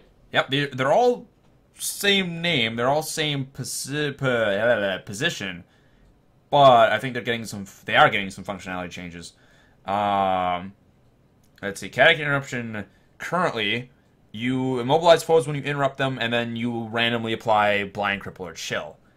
This change, when you interrupt a foe, you immobilize them, and gain might, so they're adding might to that aspect, and then they're opening it up a bit more to where you also get a random boon, and they get a random condition, which is the same ones that they have before. Mainly it's you're getting a random boon out of it, and might. That's a lot it's of might, too. It's a mix between the Bountiful Interruption we have right now and then the Chaotic Interruption we have right now. Okay, so it's more of a merge than anything. Yeah, it's more Okay. defining as a Grandmaster trait now than it was before. Yeah. Honestly, I like that because it makes it more of a Grandmaster. I mean, Chaotic Interruption right now is powerful. It warrants being in Grandmaster slot, but it's kind of not that crazy. But this makes it like 100%. That is a Grandmaster. That completely changes up how you play. It's the whole build defining thing that they got going on. I think it's nice. I think it's going to be really, really strong. You get 5 stacks of might every time you interrupt someone, plus whatever else, plus they're kind of screwed, plus death. Yeah. Yeah, that'll be nice. Yeah, for sure. Oh yeah, and that is like, if you're going interrupts, boom. Mm-hmm. Ah, that's cool. I like that. I like that merge. Here comes my favorite trait, prismatic understanding. That was sarcasm, right? Oh yeah, that was 100% salty sarcasm. He likes it. Just making sure. Oh man. So they're increasing the duration of stealth effects on the Mesmer. Now, granted, they did say this is only self-applied stealth effects. It's not like if a thief applies it to you, he's gonna have extra. But still, it's 100% increase on stealth durations for Mesmer stealth skills. And I think they're adding another boon? No. Are they adding another boon? I'm not too sure, dude. I don't have it in front of me. It Doesn't seem like it. It used to be... I know originally it was Aegis Protection and Regen, and then I think they added Might. Swiftness. Which is good, because you actually want more boons added to this thing. Yeah, I'm fine with them adding more boons to reduce the chance you're going to have ridiculous things, but at the same time, even though they're adding more boons, they're also increasing the duration you're going to be stealth, thereby increasing the chance you'll get more of those boons. That's weird. I don't like this trait. I don't No. like fighting it. I say we burn it. I say we burn it too. Never. I say we just. You know what? This is one of those things where I'm like, we're not going to buff this for a week. We're going to nerf it into the ground forever, and then leave it there. Yeah, I say leave it there. PU is half the reason I hate fighting Kandi Mesmers in World of World, because they stealth, and then I can't find them. And then if I do happen to hit them, they have Aegis, typically. So, good luck doing any damage to them. I understand the logic. I understand why it's here, but I understand the line of thinking. I just don't like the trait, and I don't like the changes that they've got, and it makes sense balancing around Conquest, because stealth is not something you necessarily want to have all the time in Conquest, because you can't count points with it. But it's decent to have in, say, Stronghold or roaming between points, because you can get the drop on people and help +1 fights or whatever better. The problem, though, is in PvE, you typically don't want to be stealthing too much unless you're trying to get through an area. I mean, this is fine for, like, exploration and open world, if you're trying to get through an area full of enemies and you don't want to fight them. Mm-hmm. Cool. That's perfectly viable. I don't have a problem with it there. Dungeons, maybe if you have a dungeon or something where you go and there's a switch ahead and you don't happen to have a thief but you have a Mesmer, they could run this, and then they could use it for basically the same use as an open world thing and get through there and then flip the switch for your team to go through. That's fine. I am just really, really, really, really worried about World of the World. Well, yeah, you should be. As am I going to be? Like Without a this, doubt, dude.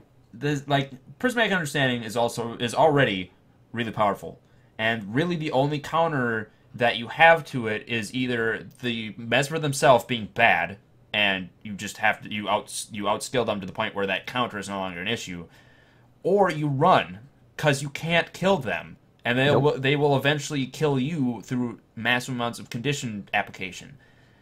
There's no counter to stealth in this game, so yeah. I know what you mean. There's none. Won't there be a counter in the expansion? Oh, well, I will get something. Certain classes will, but I will, but he won't probably. Unless my elite spec has something in there to help deal with stealth, I'm shafted. I have nothing to deal with it. Like I already have stealth in general counters warrior at a pretty baseline level because we have nothing to reveal people with. True. Not only would you need a reveal, it would need to be something useful, like the Jesus beams I'm getting. Yeah, exactly. You know what I mean? That's useful. It's probably going to be very useful. But again, unless it's something useful, you're still not going to take it because, I have something that can reveal, but it's still a terrible skill. Yeah, it's just like Zerg's cool. I mean, Zerg's, I can see it working. I can see it working for Veil. It might even cause some imbalance there if you're going for like a Zerg bomb or like a Zerg bust. I could see it being beneficial there, but I could even see it being overpowered for that because you just have a bunch of Veils flying up, and then boom, you Wait. have all of your Mesmers just fucking drop a bunch of Kandis all over the enemy Zerg, and they're like it destroys them so quickly that they can't even cleanse it fast enough, and then you've literally torn apart their Zerg from the inside because your Mesmers are able to stay stealth for long enough, or you have like a squad of Mesmers do this, run behind the Zerg, and then you've got your front line, but you also have all of your Mesmers in the back that just tear apart their back line because they didn't even know they were there. Like, I could see that happening too. So I'm, like, World v. World as a whole, I'm worried about this trait. I'm really worried about this trait, balance-wise. I like the idea behind it. I see it being fine in PvP and PvE. I'm just really worried about World v. World because food makes everything ridiculous there. And guard stacks are going away, thankfully, but food is still a major imbalancer. And while I don't really have a problem with it being there necessarily, I just wish they would focus on balancing it a little bit better, because you have things that are so absolutely ridiculous in World of the World that it's... I'm really worried about what they're doing with Prismatic Understanding. You know what you need? What? Jesus beams. Jesus beam. Yeah, you sit there with your giant dragon face trap and eat people and Jesus beams everything. Jesus beams everywhere. I'll be sitting over here getting destroyed by Kandi stealth Mesmers and... You know what? Well, It's was funny. the- I don't think it's going to be enough regardless. It's a nice little reveal, but what's to stop, a Mesmer from still running away and still re-stealthing while this thing's on CD? It's a nice thing. Don't get me wrong. It's a nice, little bit of counterplay that you have, but I still think that it's still going to be troublesome to deal with, without a doubt. Yeah, design-wise, I don't necessarily have a problem with it, but it has underlying issues of stealth not really having a useful counter, and just the way the numbers are tuned with this. That's my main reservation with how it's been revealed. Again, numbers, I could be, my fears for this could be completely off base because they've already changed the numbers because they already found it was ridiculous in their internal testing. So I'm not going to say, oh my god, everything's going to be, the sky's falling, blah, blah, blah, because we don't know what it's going to turn out to be in the end. But just from what the information we've seen, I'm really worried for World of the World with this trait. Because, oh man. Oh man. Mm-hmm. Oh. We've been on that for like a half an hour. I don't think it was that. I think maybe 10, 15 minutes, but it's still... Oh, man. Bountiful Disillusionment. This is... Supporty. Very when you- supporty. When you use Shatter, you gain stability. That's actually nice, because Mesmers don't really have much for stability X's, other than, like, a mantra, I think. And then, right now, I should probably preface... Bountiful Disillusionment, it just gives you boons whenever a Shatter is used. This is you gain stability when you use a Shatter, and you and all nearby allies gain a unique boon based on what Shatter was used. This is kind of like Elemental Attunement. It is. It's very similar in that regard. And I actually like this. This makes Shatter Mesmers a lot... This helps the survivability of Shatter Mesmers, and makes Shatter Mesmers a lot more supporty. I think the radius needs to be bigger, though. Oh, yeah, 240 is... Yeah, Too it's kind tiny. of small. Maybe make it like 600? Yeah, that's what I was thinking. 600 would be nice. Yeah, and I think this is a really cool change. This is like... Well, we need more support specs out there. You know what I mean? We Yeah. do. There's only very few classes that can really do it well. So Yeah. this is nice. Like right now, in PvE, for example, Mesmers are really mainly brought for reflex. They're not necessarily built for anything else. They're used for damage, quickness, and reflex. They don't really have any support outside of those things. And those things are kind of niche. I mean, quickness is always nice. Damage is always nice, but they're definitely not towards the top end of the DPS ladder compared to other classes. So they're mainly brought for more supporty aspects, and feedback only lasts so long, and reflex aren't always needed. So giving them something like this helps them provide the group with a bit more team play. This provides a bit more support for their team. And the stability helps them stay in fights longer, especially in PvP. I like it. Booyah. Booyah. Right there.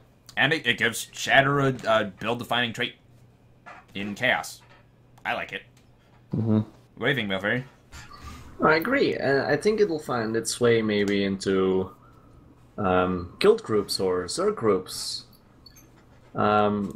in the past, I played with a World versus World guild for a while, and they used like 1 or 2 Mesmers. Why? For veils and for sniping from the edges. Yeah. So, and everything else, like support or, running with the melee trainer or anything would have, better classes. Oh, this class can do that better. Mesmer is not needed. So maybe this might change the game a little bit, because we have to be close to people to give them the boons. So we might go for more supporty Mesmers that run with the melee train that actually have a use in that Zerg. Yeah, or even as part of the backline too. Like I could see this benefiting the backline as well. Like I think it just definitely it helps Mesmers be more supportive, which is what they have issues with currently in PvE and World of World Zerging. Mm-hmm. And like I could even see this helping them. Actually, it will just definitely help them in PvP because most Mesmers run Shatter as it is. This will give them more team play during team fights. Because I mean, right now they're kind of just, hey, there's an execution target, blow it up, type thing. Right. That's a lot of might right there for a long duration too. So definitely with might stacking, these are actually pretty decent duration boons here. So now here's one thing that I was curious what you guys think about. I don't see protection on here. Do you think one of them, because I've always thought of it as retaliation to be a very useless boon. What about replacing? Yeah, what about replacing retaliation with protection? But obviously shorter duration, because you got 5. Because most of these are actually normalized. It's 5 seconds. 5, 5, 5, and then 10 and 15. You could do like 2 or 3 seconds of protection because of how strong protection is, and then get rid of the retaliation. Because I can't stand retaliation. It is such a terrible boon. It needs to be removed and just gone. That's I don't want to say that's a bad idea, but I would be a little concerned about putting protection application on their shortest cooldown shatter. Right. Mind Rack is the shortest cooldown shatter they have. Well, you could always change it to something else. Put it on like one of the longer ones and then swap it. Yeah, I mean, thematically, might would make the most sense on Mind Rack. Yes. Maybe. Well, the thing is, might make sense for both Mind Rack and Cry of Frustration because it's Condi and Power. Yeah. None of these have too many themes to it, really. I mean, if anything, what's the one that dazes you? That one would be good for protection. That would make sense as stability if you're going thematically. Stability, yes. Right. I don't know. Maybe they're balancing it because it's retail, and maybe the reason they're making it retail is because it is the shortest cooldown shatter. So what about like 1 second of protection? I'm just saying, 1 second of protection on what's the cooldown on? Isn't it 9 seconds? Or 10 seconds for Mind Rack? I think it's 20. I'll check it. What is it? I think it's 20, but this is going back. It's 15. 15 yeah, so I mean that's a very minor bit of uptime on protection. If it's I'm just saying if it's 1 second. That's really nothing. That's something that's I don't know. This is going back to what we were talking about during the Ellie podcast, where protection is a really touchy subject. I just throwing protection in there is. Protection is I would say the second best. Behind Aegis, yeah. No, I was going to put Vigor in front of it. Oh, yeah. Vigor is probably up there. Vigor, then Protection. That would probably be the order, those two, in terms of strength, for sure. I don't know what I would put the rest of them, obviously. I'd say Swiftness probably might be next because of how important mobility is in this game. Yeah. I don't know. It's hard to say. That one, I agree with you that they could replace Retaliation with something, because, Retal is kind of meh as a boon. But at the same time, considering what the cooldown of Mind Rack is, and how often it's used, and all that stuff, and what it does, I mean, I don't know. That's one that I would say, consider changing it, but keeping it the way it is may not be a bad idea. Fair enough. Yeah. I don't know. What do you think, Melf? Both valid points. I do think Retaliation is quite useless, but Protection is quite strong, and they can't just, Can't just swap it, yeah. Yeah, they can't just swap it. If they would swap it, I would maybe swap it with some... I would leave the Retaliation in it and maybe swap Region with Protection or something. Yeah. Yeah, I don't know. That one, I like the trait as a whole. That's cool. I really like what they're doing with that because it's team support, it's all that fun stuff, and stability for Shatter. I like it. So I honestly like what they're doing with Chaos overall. It's just Prismatic Understanding has me really, really worried. Really worried. Be afraid. Yeah, just delete the trait and make everyone happy. Yeah, there you go. Yeah, I'd be happy with that. All right, Inspiration. This is all the support stuff. Let's see. Ooh, you guys got a lot of changes here, I think. Persisting images. That got moved into your minor. That was originally an adept major. That's becoming a minor. And it's making... Because originally it was just your phantasms have increased health. This is giving them increased health baseline and giving them retail when they spawn. For 5 seconds. So, I mean... It's Yeah, like a for mix retail. of two is it of two minors or a minor and It's like another two. one? Yes. Your current adept minor, your adept minor currently is Vengeful Images. That gives retail phantasms. So yeah, this is basically taking persisting images, which Yeah, exactly. Yeah, it's throwing an adept major into an adept minor. Okay, I think it's fine. I mean, I think you had mentioned this earlier, Melf. They're trying to make Inspiration kind of a phantasm-y heavy line. Yeah, definitely. And like, if you would go for a phantasm build, even sometimes because I've made some phantasm builds when people ask me, and even then I usually debate whether I should take the 20% health for phantasms because they can still die relatively easily. So the fact that it's now just a minor makes sense. You don't have to waste a trait, an active trait, just to get that extra health on the phantasms. Yeah. I don't. Well, the whole them being squishy and all that. That's probably helped by the second minor, which is protected phantasms, where they get distortion when they're created for a second. That's usually enough time for them to get at least one attack off. Yeah, makes sense again, to be honest. The fact that if you spawn a phantasm and it gets destroyed immediately because there's so much AoE, really removes the use of phantasms in general. So that 1 second distortion, it's logical. Not much more to say. Yeah. Then Yeah, dude. So I was gonna say Phantasmal Healing. I'm just referencing what they currently are. Oh, this is okay. So Phantasmal Healing currently is the Master Minor, and they give regen to nearby allies. But they're also making it so your healing power is increased for each illusion, for each active illusion. So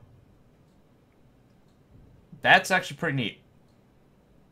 That's Grandmaster Minor, and it makes it so they're giving regen to your allies, and they're giving more regen. Like, the regen is more powerful. Yep. It's very supporty, which is nice. It seems like that would also be the theme of this tree as well. For the well, we're gonna see it later on, but it feels like that's what it is. Yeah, phantasms and support. I like it. Yeah. What happened? Because I didn't find this actually. What happened with Phantasmal Strength?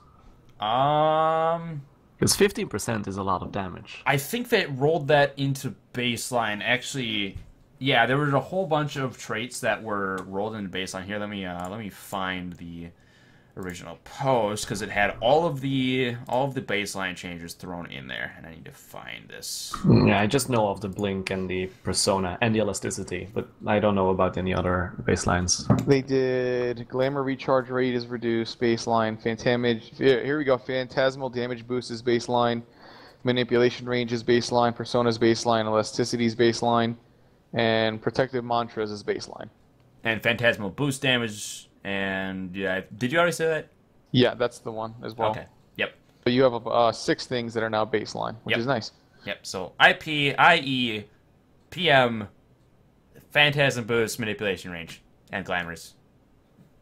Glamour recharge, I should say.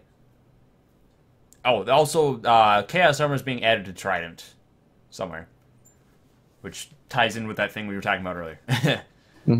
But yeah, I like that.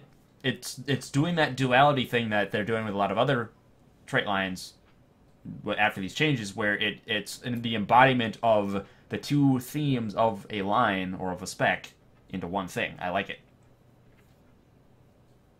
All right. Oh, there's something that's been bugging me. Malferian, you had mentioned when I was talking to you before the podcast, you were concerned about time.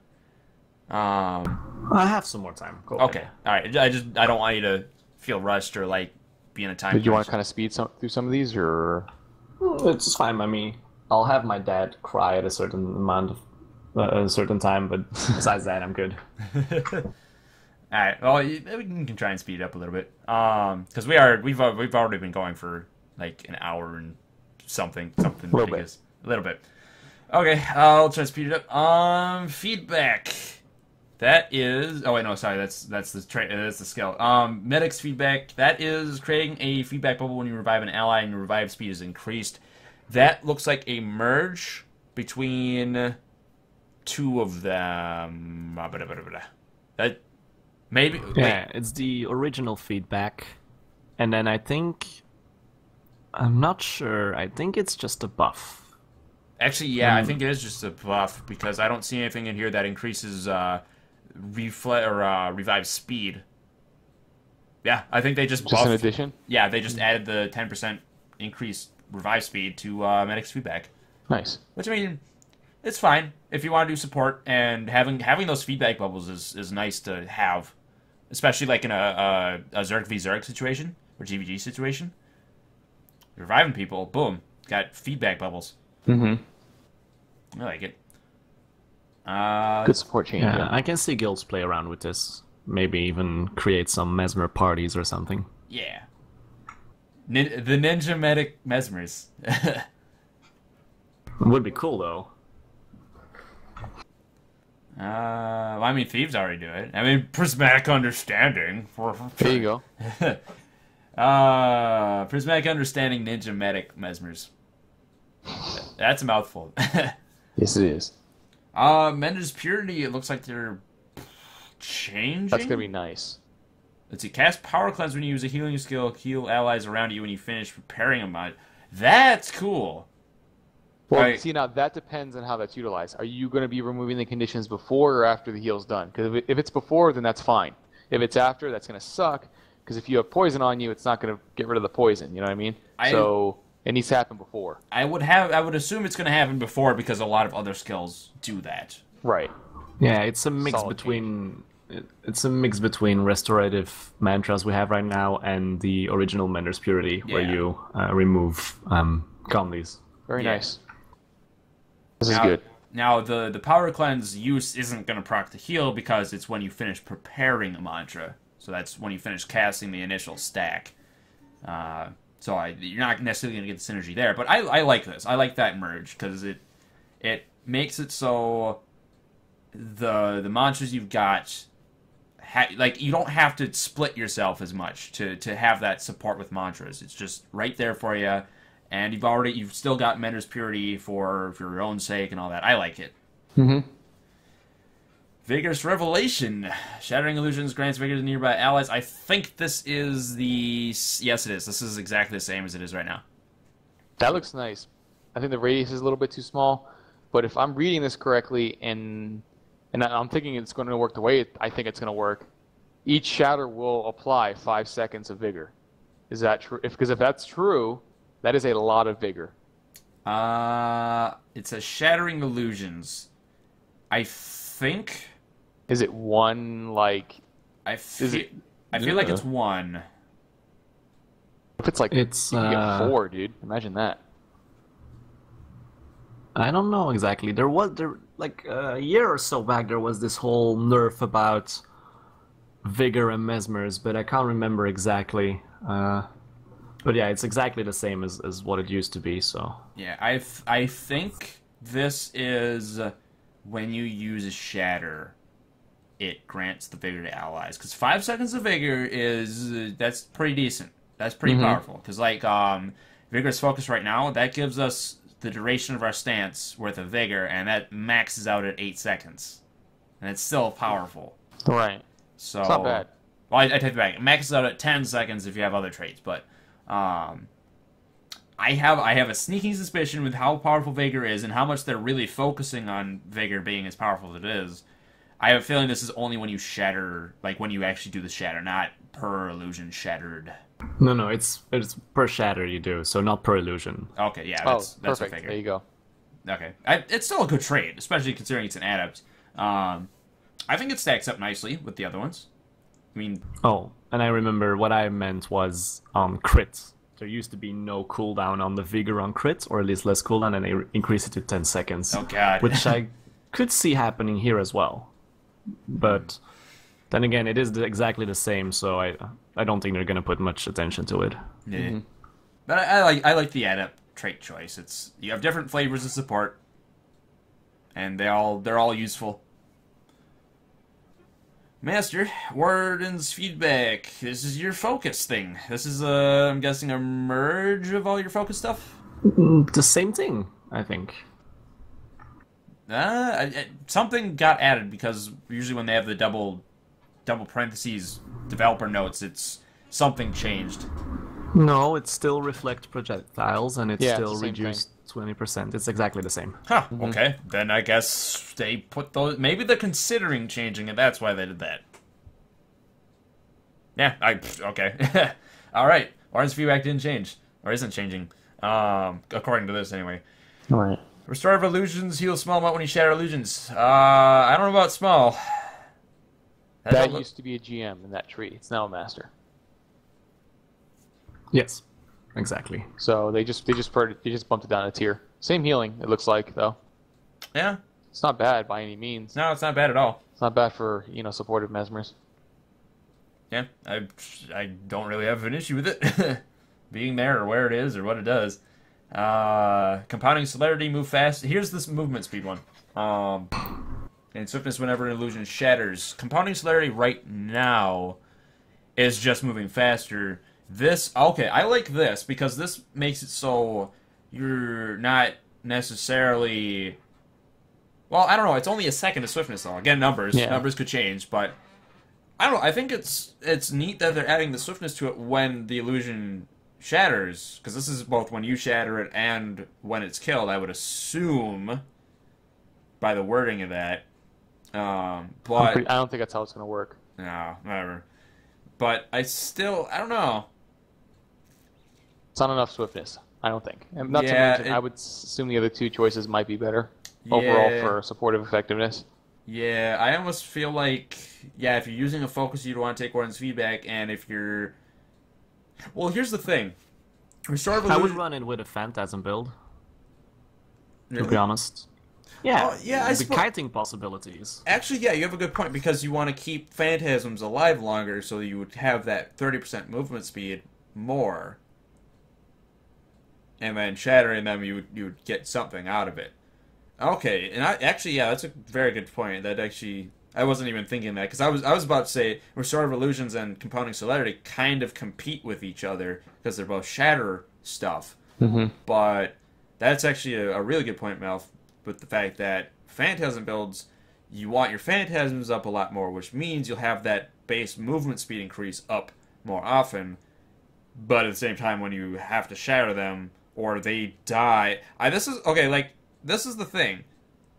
This would make more sense if it was focused on Phantasms, if it was when they die, like they shatter from being killed. No, because you are forgetting the Chronomancer changes, where if you shatter a Phantasm, it will return.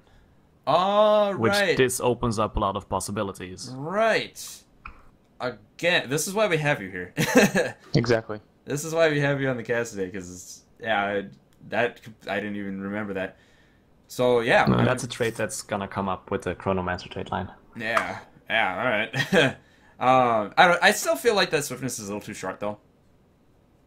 I feel like they could maybe get a little, maybe 3 seconds. I don't know. Yeah, could be. But if you really want to go ham 5 seconds, I don't know. But yeah, you're 100% correct. There are other things that will make this a lot better for certain builds. But yeah, I'd say all of the master traits compete with one another pretty well.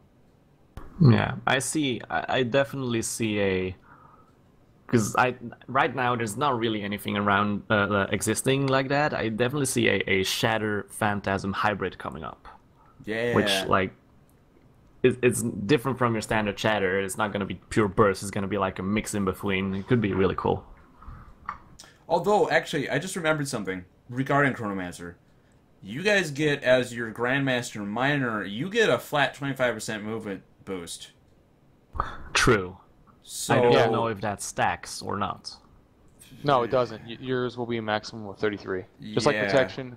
Actually, I don't know if this is true for protection, but I know with swiftness, unless you have super speed on, it will max at 33%. Protection, Well, then I don't know about that though. I was told that you can only get a max of 33% damage reduction, regardless if you have, damage reduction traits as well as protection. I could be wrong though. So, Well, then the 1 second is not enough, because then the 1 second is going to be the only benefit to having this trait, because the base movement speed increase is really useless. So then we can just throw this away, to be honest. for Chronomancer, but I don't know, maybe Phantasm. I think this one needs looking at. And now that we remember the whole Chronomancer thing, I think this needs some looking at to make it a bit more clear as to what it's really meant for, because I could see it being used, but I would almost rather take Restorative Illusions if I'm going for support, or Warren's Feedback if I'm using a focus for those support skills. I'd say that one needs a look at.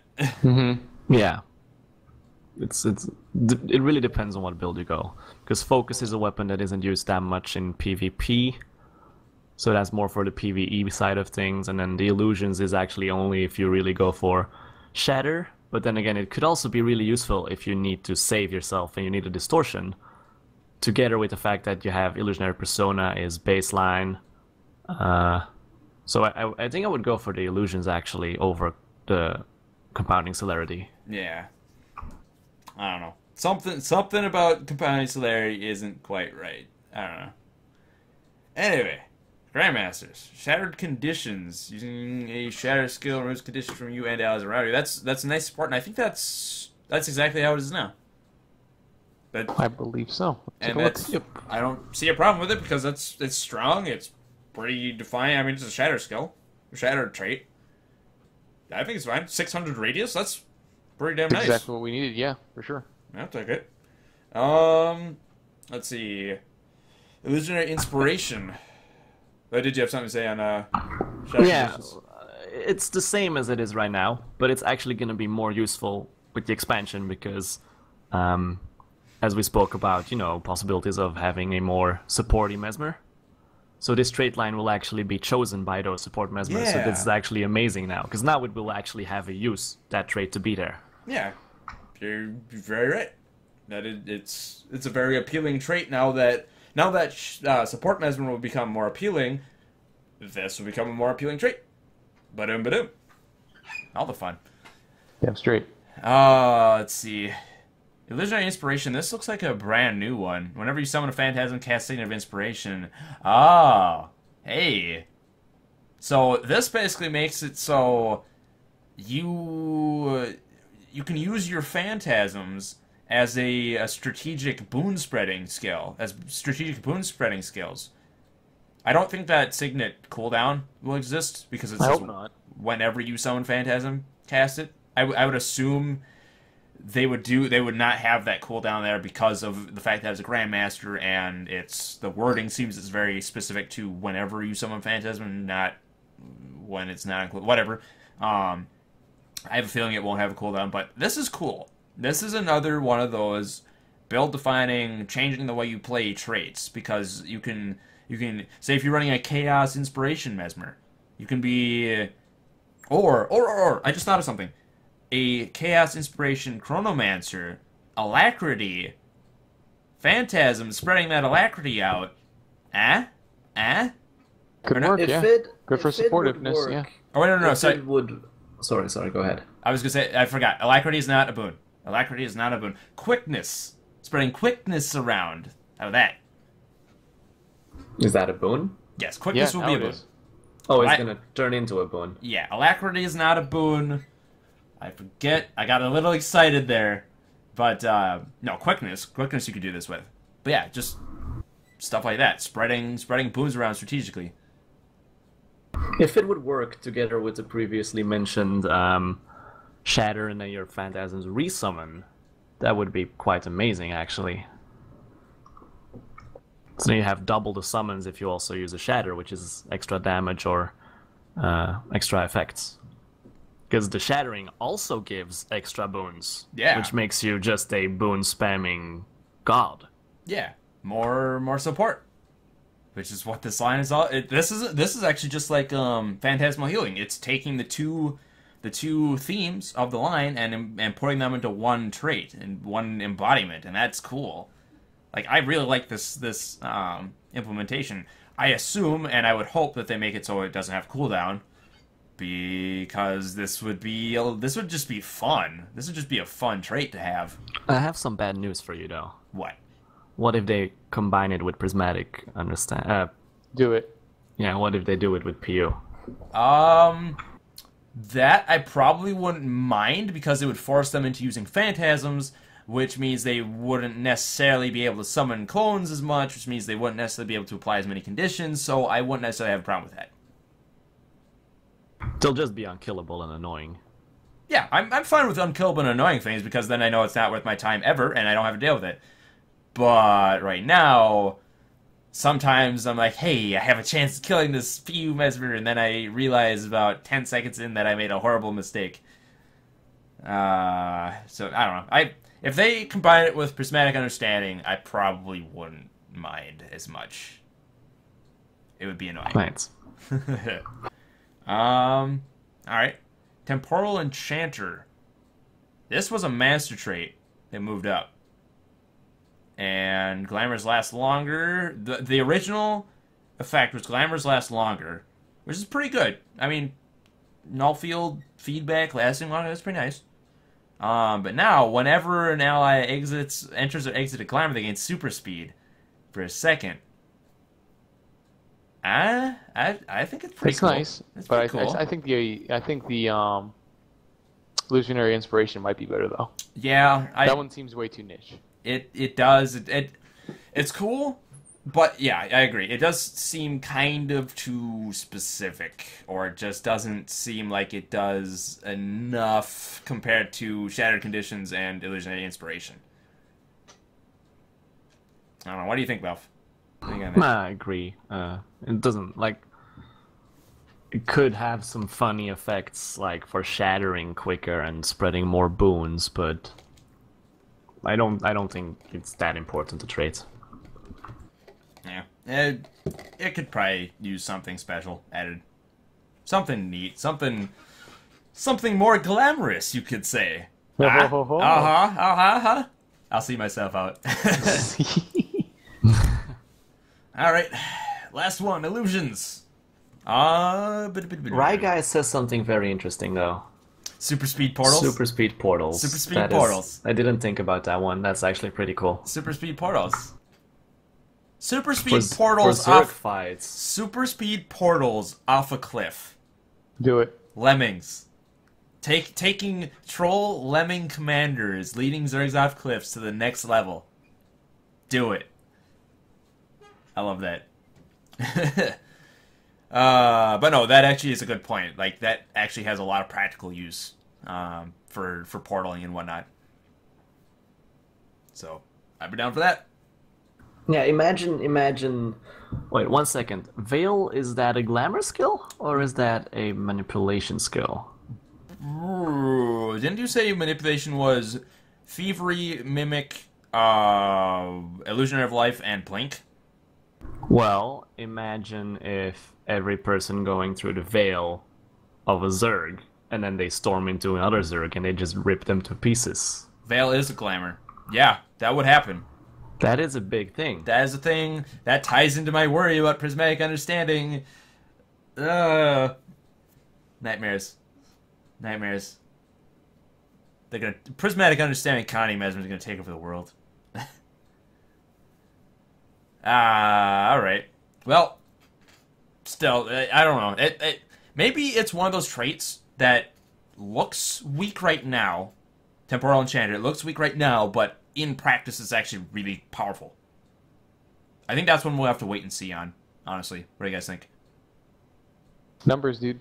Just like that. Yeah, numbers. But I mean, just functionality-wise. Oh, even still. I still think, even though they never really stated it, I still think that they're going to be working on functionality on a lot of these traits. At least I hope so. Because, again, there's definitely a lot of traits that their functionality is either very boring, ergo the conversion traits, or the falling damage traits. Very boring, useless. So, yeah, definitely. I would definitely hope that they would work on the functionality for sure. Yeah, we'll see. Okay, illusions. Let's see. Illusionary Retribution is the same. Illusionist Celerity is the same. Mm-hmm. Shattered Strength is The same. oh that No, yeah it's it's that yeah, it is. It's they're doing the thing that they've done with all the others with the half 15 profession stat being rolled in baseline with equipping a line, and then half on a trait. It's the exact same. It's the same thing we've seen with all of the other professions so far, where the Grandmaster Miner in that line takes the other half of the profession recharge or profession mechanic stat thing, takes that half, and the other half is baseline. That is, I don't honestly think they changed any Grandmaster Miner so far, other than that. Yeah. In the bottom even line. if you consider it a change, it's really not. Yeah, it's not a change. It's the same as it was. I mean, I don't see why they would need to change it anyway. I mean, Shattered Strength is a powerful trait. Like when I'm doing my Shatter Mesmer in PvP, I have might all over the place. Like I'll finish a fight, I'll look down, I'll see like 14 stacks of might, and I was like, where did all this might come from? It's crazy. It's crazy. Cray cray. Cray cray. And yeah, you're getting all those baseline.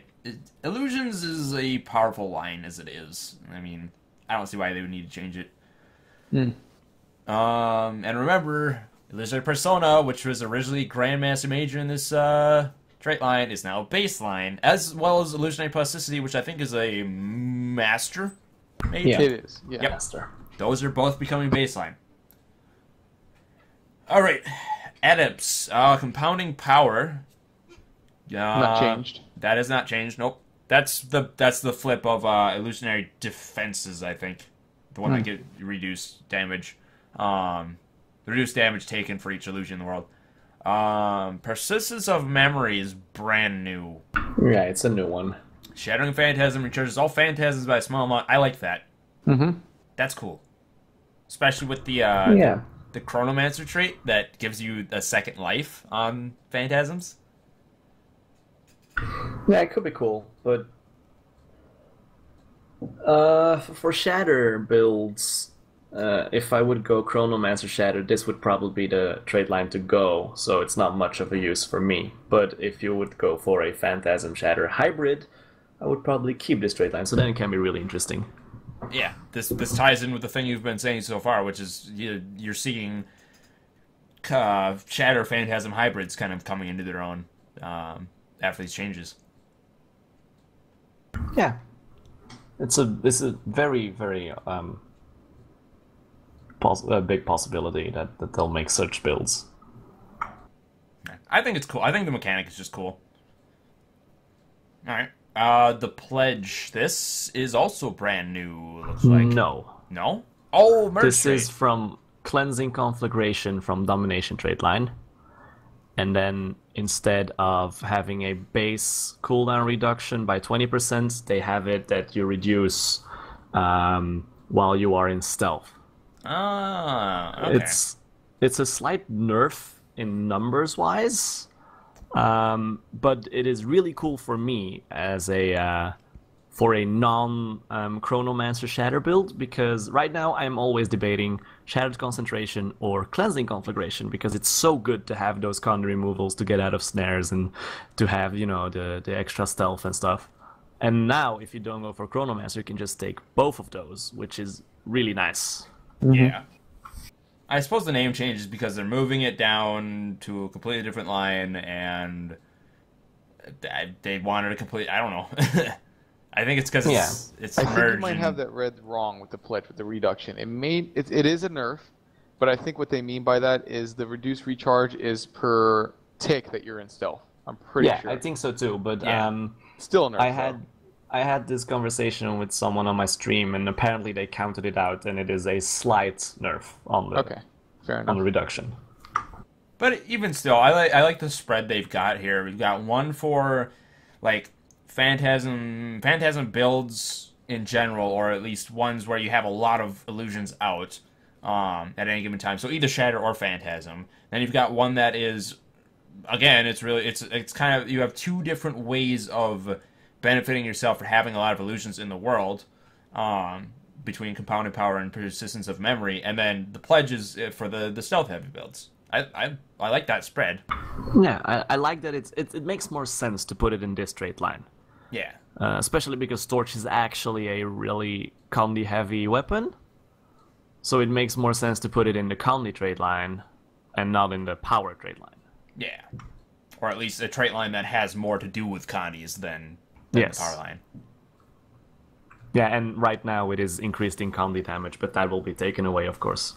Oh, yeah, that's right. You guys have the Condi damage down there. Right. Yep. Yeah. It makes more sense. Master. Okay, so I'm assuming Sum of All Fears is the replacement for Illusionary Elasticity, because that one is obviously gone now. This is a huge one. Let's see. When you apply 5 or more stats Confusion on a target, you also apply Torment. This was the one you were talking about before. Oh, man. I don't think it's as good as the third option we're about to talk about. It's a good option, but the third one looks ridiculous. No, it's not bad. Well, I think it's actually kind of hard to keep more than 5 stacks of Confusion on a target. Not if you're running Complexity. It depends on what you're going for. The third one will go better with Scepter Condi builds, while the first one will go really nice with non-Chronomancer Power Shatters, because even if you don't have Condi damage, Torment still ticks quite high in damage, and it's a really nice damage increase. Fair enough. And also just the general output of Confusion on certain builds will allow you to hit this thing a lot. So yeah, I guess non-Condi Power Shatters. Or even, or what do you think, even Condi Shatters? Condi Shatters will also work, I think. They will apply a lot of Confusion, and then they will apply Torment, and then... But I think with Condi Shatters, I think I would go with Arken on that one, because you will have a lot of Torment, and that increased damage is pretty sick. What about Condi Shatters that don't use Scepter? I would still go with the Torment one, probably. Yeah, I mean, because again, that's a flat bonus regardless. Because you know, right now, Condi Shatter is not that good because you don't have Illusionary Persona. But with the expansion, you will see a massive influx of Condi Shatter players, and you will apply so much Torment, up to, 12, 14, maybe 16 stacks. So that is a huge damage increase. And that's without that buff. That's without the 50% increase. You're pretty much insta-dead if you have that on there, too. No, if you move, you're dead. You're done. Okay, fair enough. All right, yeah. I mean, I can definitely see... I can see my line of thought, obviously, but I can also see where you guys are coming from with it. So, yeah, I definitely go with it. Phantasmal Haste is... That's... Same thing. Same thing, yeah. I was about to say I don't really see a change there. And then Malicious Sorcery, this is the one you guys were talking about. Torment deals increased damage to moving foes, reduce recharge on scepter skills when you inflict confusion. I like that recharge mechanic. I like the fact that they're doing that with a lot of the Mesmer recharges, is they're doing that kind of gradual on effect thing instead of just a flat reduction, like with a lot of other classes.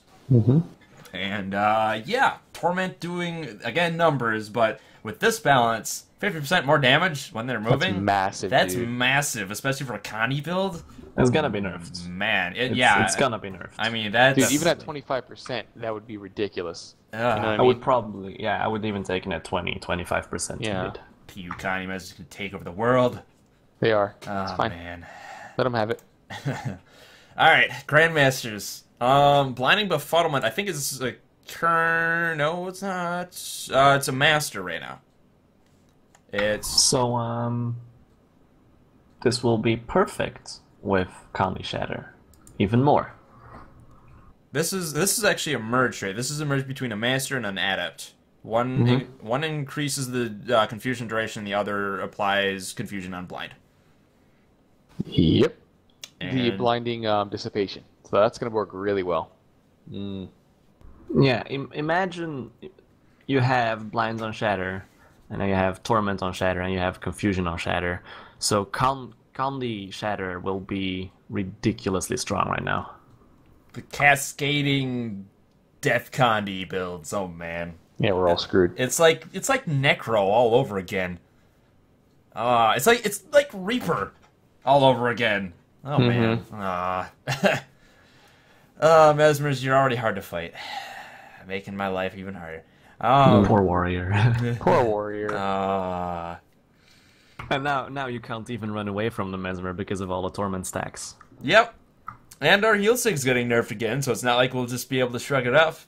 I mean, we'll be able to pop it for some extra healing and resistance to maybe, hopefully, outlast that Torment, but oh man. Good luck. It's gonna hurt. Massive Fragmentation. This is the replacement for Illusionary Persona. Your shadow skills are improved. Shady. That's really cool. You think so? It looks kind of cool. Yeah, but what are the improvements? Yeah, We don't know. we It don't doesn't say. know. I think this is cool, but yeah, it's gonna be like the concept is cool, but it's really gonna depend on what they give you for those additional effects. This is kind of like there is a trait I think for Ellie's that is something kind of similar. It's not Evasive Arcana.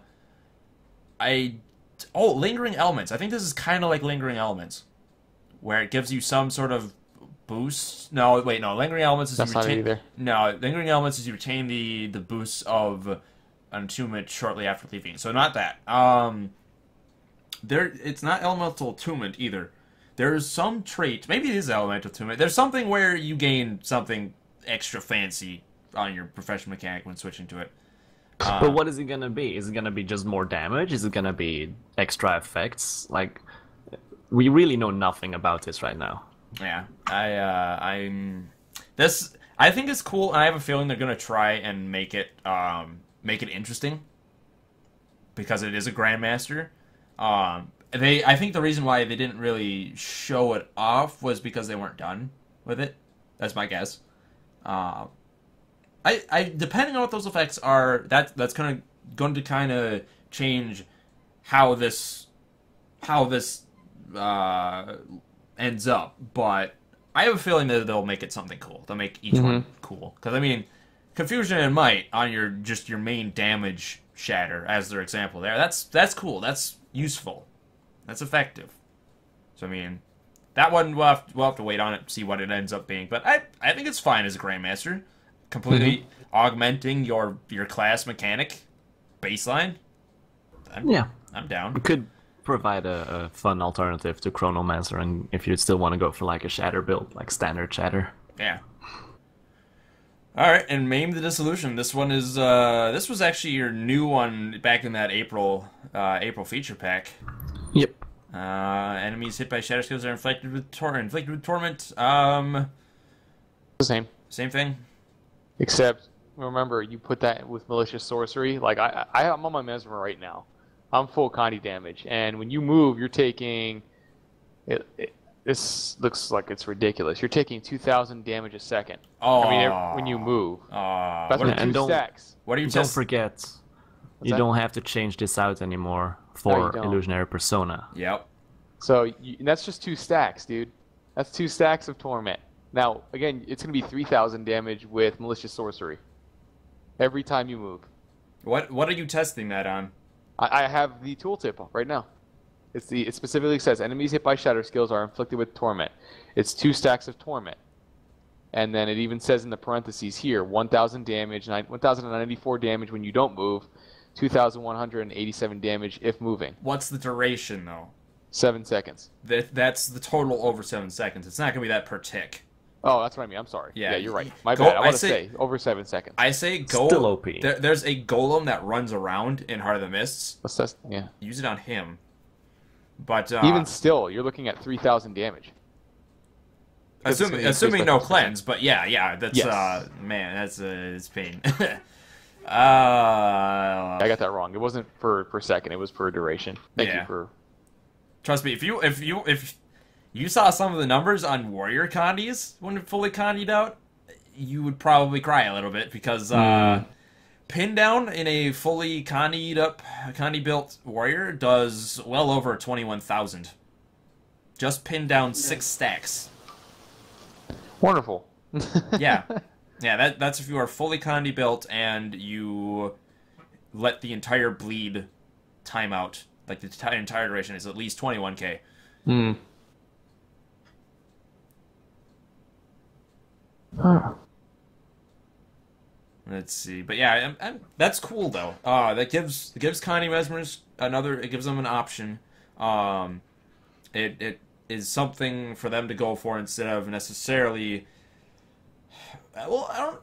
What do you think, Malf? Because I mean, all of these kind of work for condi Mesmers. Kind of work really well for condi Mesmers, actually. Which trait will be the best for this trait line? What will be the best options? Yeah, I mean, Maim to Dissolution is nice, but I mean, I could also see, depending on what Master Fragmentation does, and Blinding Befuddlement. I mean, it all depends on what type of condi Mesmer you want to be. There's Phantasm condi Mesmers. There's condi Mesmers that use mainly Scepter, but they're like close to Phantasm, and then you have Shatter condi Mesmers. I'm thinking there's gonna be a lot more Shatter condi Mesmers. And then you would obviously take Maim the Disillusioned. And then if you would go for a more Phantasm Scepter kind of condi Mesmer, you would, depending on what the Shatter skills improvements are, because we don't know that yet, but I would probably go for Blinding Befuddlement. Okay. It almost seems like they are completely, since they're no longer tied to Illusionary Elasticity and Illusionary Persona, they can focus this more on a condition-heavy setup. Because, like, I know Dueling is more... I mean, it's got the condis in there, but it's more... it's almost more crit and bleed focused. That's the meaning. Like, that's what they want to go for with Dueling. Yeah, whereas illusions, they can shift it to be more confusion torment, or just general condition utility and damage through that. Yeah, you have to keep in mind though that people mix those two. Yeah. So they mix the crit bleeds from pistol, for example, together with the confusion and now also... And the confusion and torment, it's already on Scepter with Scepter 2 skill. So they mix both the bleeds, the confusion, and the torment, and now also the blinds, if I'm not mistaken, if you go for befuddlement with a Phantasm condi build. So that is a lot of conditions. So you will become the new ASCII of Mesmer. Oh man, wonder what ASCII would have to say about that. But he would probably say he's AIDS. I love ASCII, by the way. He's amazing. Guild Wars 2 ASCII, for those who don't know, is he's a fun guy. He's a necromancer, world v world roamer who streams periodically. He's fun to hang out with. He's got an interesting sense of humor, but he's cool. He's a cool guy. But yeah, overall, I like what they're doing with a lot of the Mesmer revamps. Like a lot more than a lot of the other classes we've seen so far. Like there's just a lot of creative things that are going into these, a lot of synergies, a lot of stuff like that. I mean, I am biased. I still really like the warrior changes, but I really do like the Mesmer ones as well. So I mean, I don't know. What do you guys think overall of the changes to Mesmer stuff? Looks good. Very, very happy with them because again, they're not really so much in the meta right now. I want to see them in the meta. As much as I despise condi builds, I mean, it is a form of damage in this game that also needs to be somewhat viable. So, yeah, I'm looking forward to it. Yeah, it wasn't needed, to be honest. If you look at the builds right now, there's just shatter. SPVP, there's shatter. Roaming, there's shatter. Yeah. So this hopefully will change some things up. I do believe there will be a lot of crying. There was at the beginning of Guild Wars 2, there was a lot of crying for confusion mesmers, and there was a lot of crying. But then again, people cry relatively soon without actually realizing that you need some form of skill to play these things. So it's needed. The changes are needed. Yep, and numbers are not final. Say it again. So any of this stuff could change. Hell, they could change some of the functionality of these things too. So this is just impressions of what we've seen. All right, I think that more or less wraps it up. Unless you guys have any final thoughts on anything, or no, that's it, man. That was good. Yeah, I don't have anything to say either. So. All right. Well, I think we're closing on 2.5 hours. So yeah, I guess I'll wrap it up there. This has been Shin-Arken Podcast episode 14. We've been going over the Mesmer core specializations that they revealed on the Ready Up a couple of months ago or so. Again, all of this stuff was in development at the time, still is in development. Numbers can change, blah blah blah. But yeah, thanks everyone for hanging out, listening. If you've been in the stream, watching, and all that fun stuff, I want to thank Malferian for coming on. Like, this was it was really nice to actually have a Mesmer guest, because we were kind of backs against the wall with no one available to do this. So it was really cool to have you on, Malf. You definitely know your stuff, that's for sure. Yeah, I'm glad to help out. Yep. And then I'll put your stream info in the video description when I put this up on YouTube. Is there anywhere other than the stream that people could kind of say hi, talk with you, talk Mesmer stuff or whatever? Do you have a YouTube? Is there any, basically, plug yourself. Plug yourself. Well, I made a YouTube yesterday, so I don't think that's public ready yet. But there's like one video on it, which is a shitty Mesmer fighting compilation of my stream. So that's not ready yet. But there is a Twitter. You can add me on Malferian80. And then there's the stream, which I try to stream at least 3 times a week. So yeah, that's about it. All right. Well, I'll be sure to put all that info in the description of the video when I put it up on the YouTube channel. Of course, Arken is always around. He's got his own Twitch channel. I always make sure to put that info in the video descriptions as well. Arken, go ahead and throw your stuff in, because you don't normally do that during these casts, but nah, why not? Why not? I'm Arken. Nice to meet you guys. Awesome stuff. I do Guardian stuff. That's what I do. Does the Guardian stuff. But we enjoy ourselves. And again, thank you, Malferian, for coming on again. We were just going to kind of just like go up in the air and figure it out, but it's good to have, someone who actually plays it. Yeah, no problem. If you ever need me again, just give me a message. All right, and with that, we're going to wrap it up. We've been going on for 2.5 hours, so again, thanks everyone for listening, and we will see you on the next episode, which should hopefully happen next week. Okay, Arken, we got NG and Ranger left. What do you think we should do? What do you think we should do? Let's do Ranger. Ranger? All right. Let's do that. If anything, I know we have Pernix to fall back on, because he does also main Ranger, so we can grab him. We may want to aim for another PvE expert anyway, because we've been doing War of the Worlds and, well, mainly PvP for the past couple. Yeah, we have. So maybe we want to grab another.